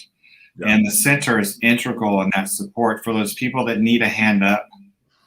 Not just a hand out, but a hand up. Like the story about Ronnie, the young kid that showed up here in San Diego because he was kicked out of his home and ended up needing to get an HIV test, ended up at the center and find out that he's positive, HIV positive. Yeah. And being homeless, though, you lose access to those types of services. And we just got if we get a total of $1,000 in the next 10 minutes, Alicia Schleif is going to match that to another $500. Get it, girl. Come on. We got 2 more matches going here. So we need another $1,000 in the next 10 minutes. Thank you, Alicia, for your generosity of spirit. That means a lot to me as well, too. So we'll be able to double it. So between me and Alicia, we're going to donate $500 each to make it a total of $2,000 if we can get it to $1,000 in the next few minutes. and we got up to 5451. Not quite 1,000 yet, but we're getting there. We're getting there. Yeah, but those services are so integral for everybody in the cross section, and it's not just the LGBTQ. You could be of any identifies anything and go into the Center for Help. It's an open center in the community. Yeah. And going in there, though, you see it when it's busy because so many people are in need of services like that. And the isolation a lot of people have experienced through 2020 is really, I think it's going to take a while for people to get back into that. Yeah. Yeah, 100%. I mean, like that alone, like just bringing that factor up of isolation, like we talked about with Ian, I mean, like that has been something that we're not used to. And we know that like I'm not meaning to go like extreme or go to the other hand here, but I mean, when somebody is punished or put in prison, the worst type of punishment is solitary confinement. So we haven't been in prison per se, but we've been in solitary for a long time. And that takes a toll. It does. And no matter where you are in your life, that takes a toll on you. So imagine those in need, and we've all been in that place one way or another, going through COVID in that time as well. Like it just stacks it up and makes it a whole other ballgame. So having this amazing place, the center here to offer those services is pivotal for people to turn their life around, and especially during the pandemic. And it's the homelessness of the people that identify as LGBTQ, but anybody that's homeless in this environment, it's the mental health services that are so critical. And that, to me, is the element that's necessary to help cure homelessness, because most people that end up in the street end up with those mental health challenges. And I see it a lot because I live pretty urban. Yeah. And I'm near all the hospitals. When they let the homeless out that come in for whatever treatment they need, they just let them out in the street. We just now got up to 5661. So I don't have my calculator on me, but what is that dollar amount from? We started at 50 minus 5346. So we've raised $315. We need another little less than $685 between now and 157. So another, let's say 6 minutes. If we can get $785. We're going to have some matching donations of another $1,000 for the center. And I would like to just throw out that challenge/invite one more time. If anybody wants to join Broker Bob or Alicia on this matching thing, let's get it in, guys. We got time's running out. Okay. So please, kwmetrocares.com. It's scrolling across the bottom of the screen right now. Put that up there. And there it is. Robert will match the next couple. All right, let's do it. We got a few more minutes to do this. So guys, Robert, so tell me what your best takeaway was from today. I know you've been, familiar with the center and you've worked with them and been a part of it, but from today's experience and what you've heard and been through today, what did you gain? The takeaway I have is what an amazing blessing I have in a team that I get to work with each and every day. And it's truly a family.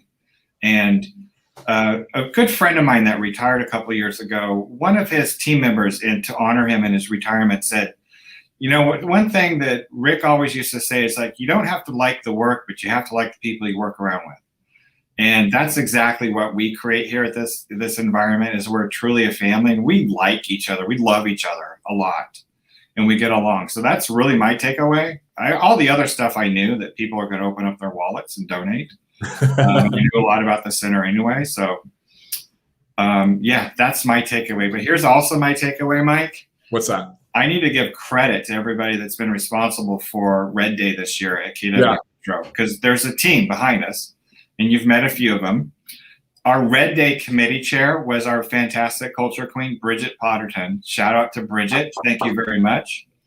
The committee members included myself, Vinny Enriquez, who's our tech guy in the background, our wonderful Eve Jack, Mike Delgado, Tatiana Bork. Oh, Tatiana, I know I'm going to mess up. I know. Bojorquez. And then Victor. Hey, Victor helped us as well, too, in the back end. The production team included Vinny, Eve, and, of course, StreamYard for providing the streaming platform. And this is the third time we've used it with Vinny, and I see Vinny's getting really good at it. Did you see the jokes going by? I mean, really, really bad dad jokes, but, it's Vinny. Whatever. So bad they're good. Yeah. And then the amazing talent that we had. So many people to mention, but let me just start with Tatiana, who did a great job. The Encore Vocal Ensemble, Max Cadillac, Matthew Starkey, Cindy Alfonso, Gerardo Flores Tonella, Kristen Roberts, the amazing Ella Dunn for such a little powerhouse, young girl, real little powerhouse. Love that. Karen and Ben of the Sojourn Grace Collective, Ben Grace, our very talented Stephen Jack and Evie Jack, the First Friday Music Club, the Chamber Bravura, the New York, Shanghai, and New York Steinhardt Virtual Choir. They were fantastic. And this, don't forget Stephen Jack and Matthew Starkey singing that duo. And then even Stephen singing several songs. And then, we cannot forget the world talented Kendall and Ava Perez. And when their momager makes them popular, I hope she doesn't forget about us. And that would be our very own Nancy Perez. And then, of course, stole the show, Robert. They stole the show, man. They did. I think the donations went up during then. And then our very special guest, Ian Johnson, who's the Director of Development at the San Diego LGBT Community Center. Ian, I got your title right this time because I took it from your email signature. Our wonderful team leader, Sarah Smirlo. And of course, we got visited by Ashley Lunn and then Stephen Jack again as a special guest. And did I miss any special guests? Well, we had Evie on the back end. Yeah, we have an amazing crew, and the love is abundant, and that's why it shows, like, by what we're doing right now, guys. So we still have some time, everybody. kwmetrocares.com. kwmetrocares.com. Please comment how you would rank the two hosts. Oh boy, look, you're starting something now. Here we go. We're just Robert. We're just gonna check on the total. See if we got something new. Because we really want to donate that extra $1,000. Instead, I'm using an advocate.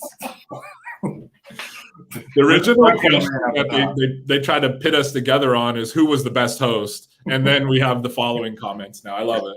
We're gonna let that. At least my bonus will go until I'll give it till 2:15. We usually raise more money after the show. But with that, let's take it away, Mike. Let's end the show and introduce the next person. Or did you throw away your agenda? I did throw away my agenda, but I'm going right back on to the virtual production list. And so we're singing. We have a song coming up, No Day But Today, from Rent the Musical. And here it is, guys. It's Cindy Alfonso in the San Diego Musical Theater Performer. Bye, everybody.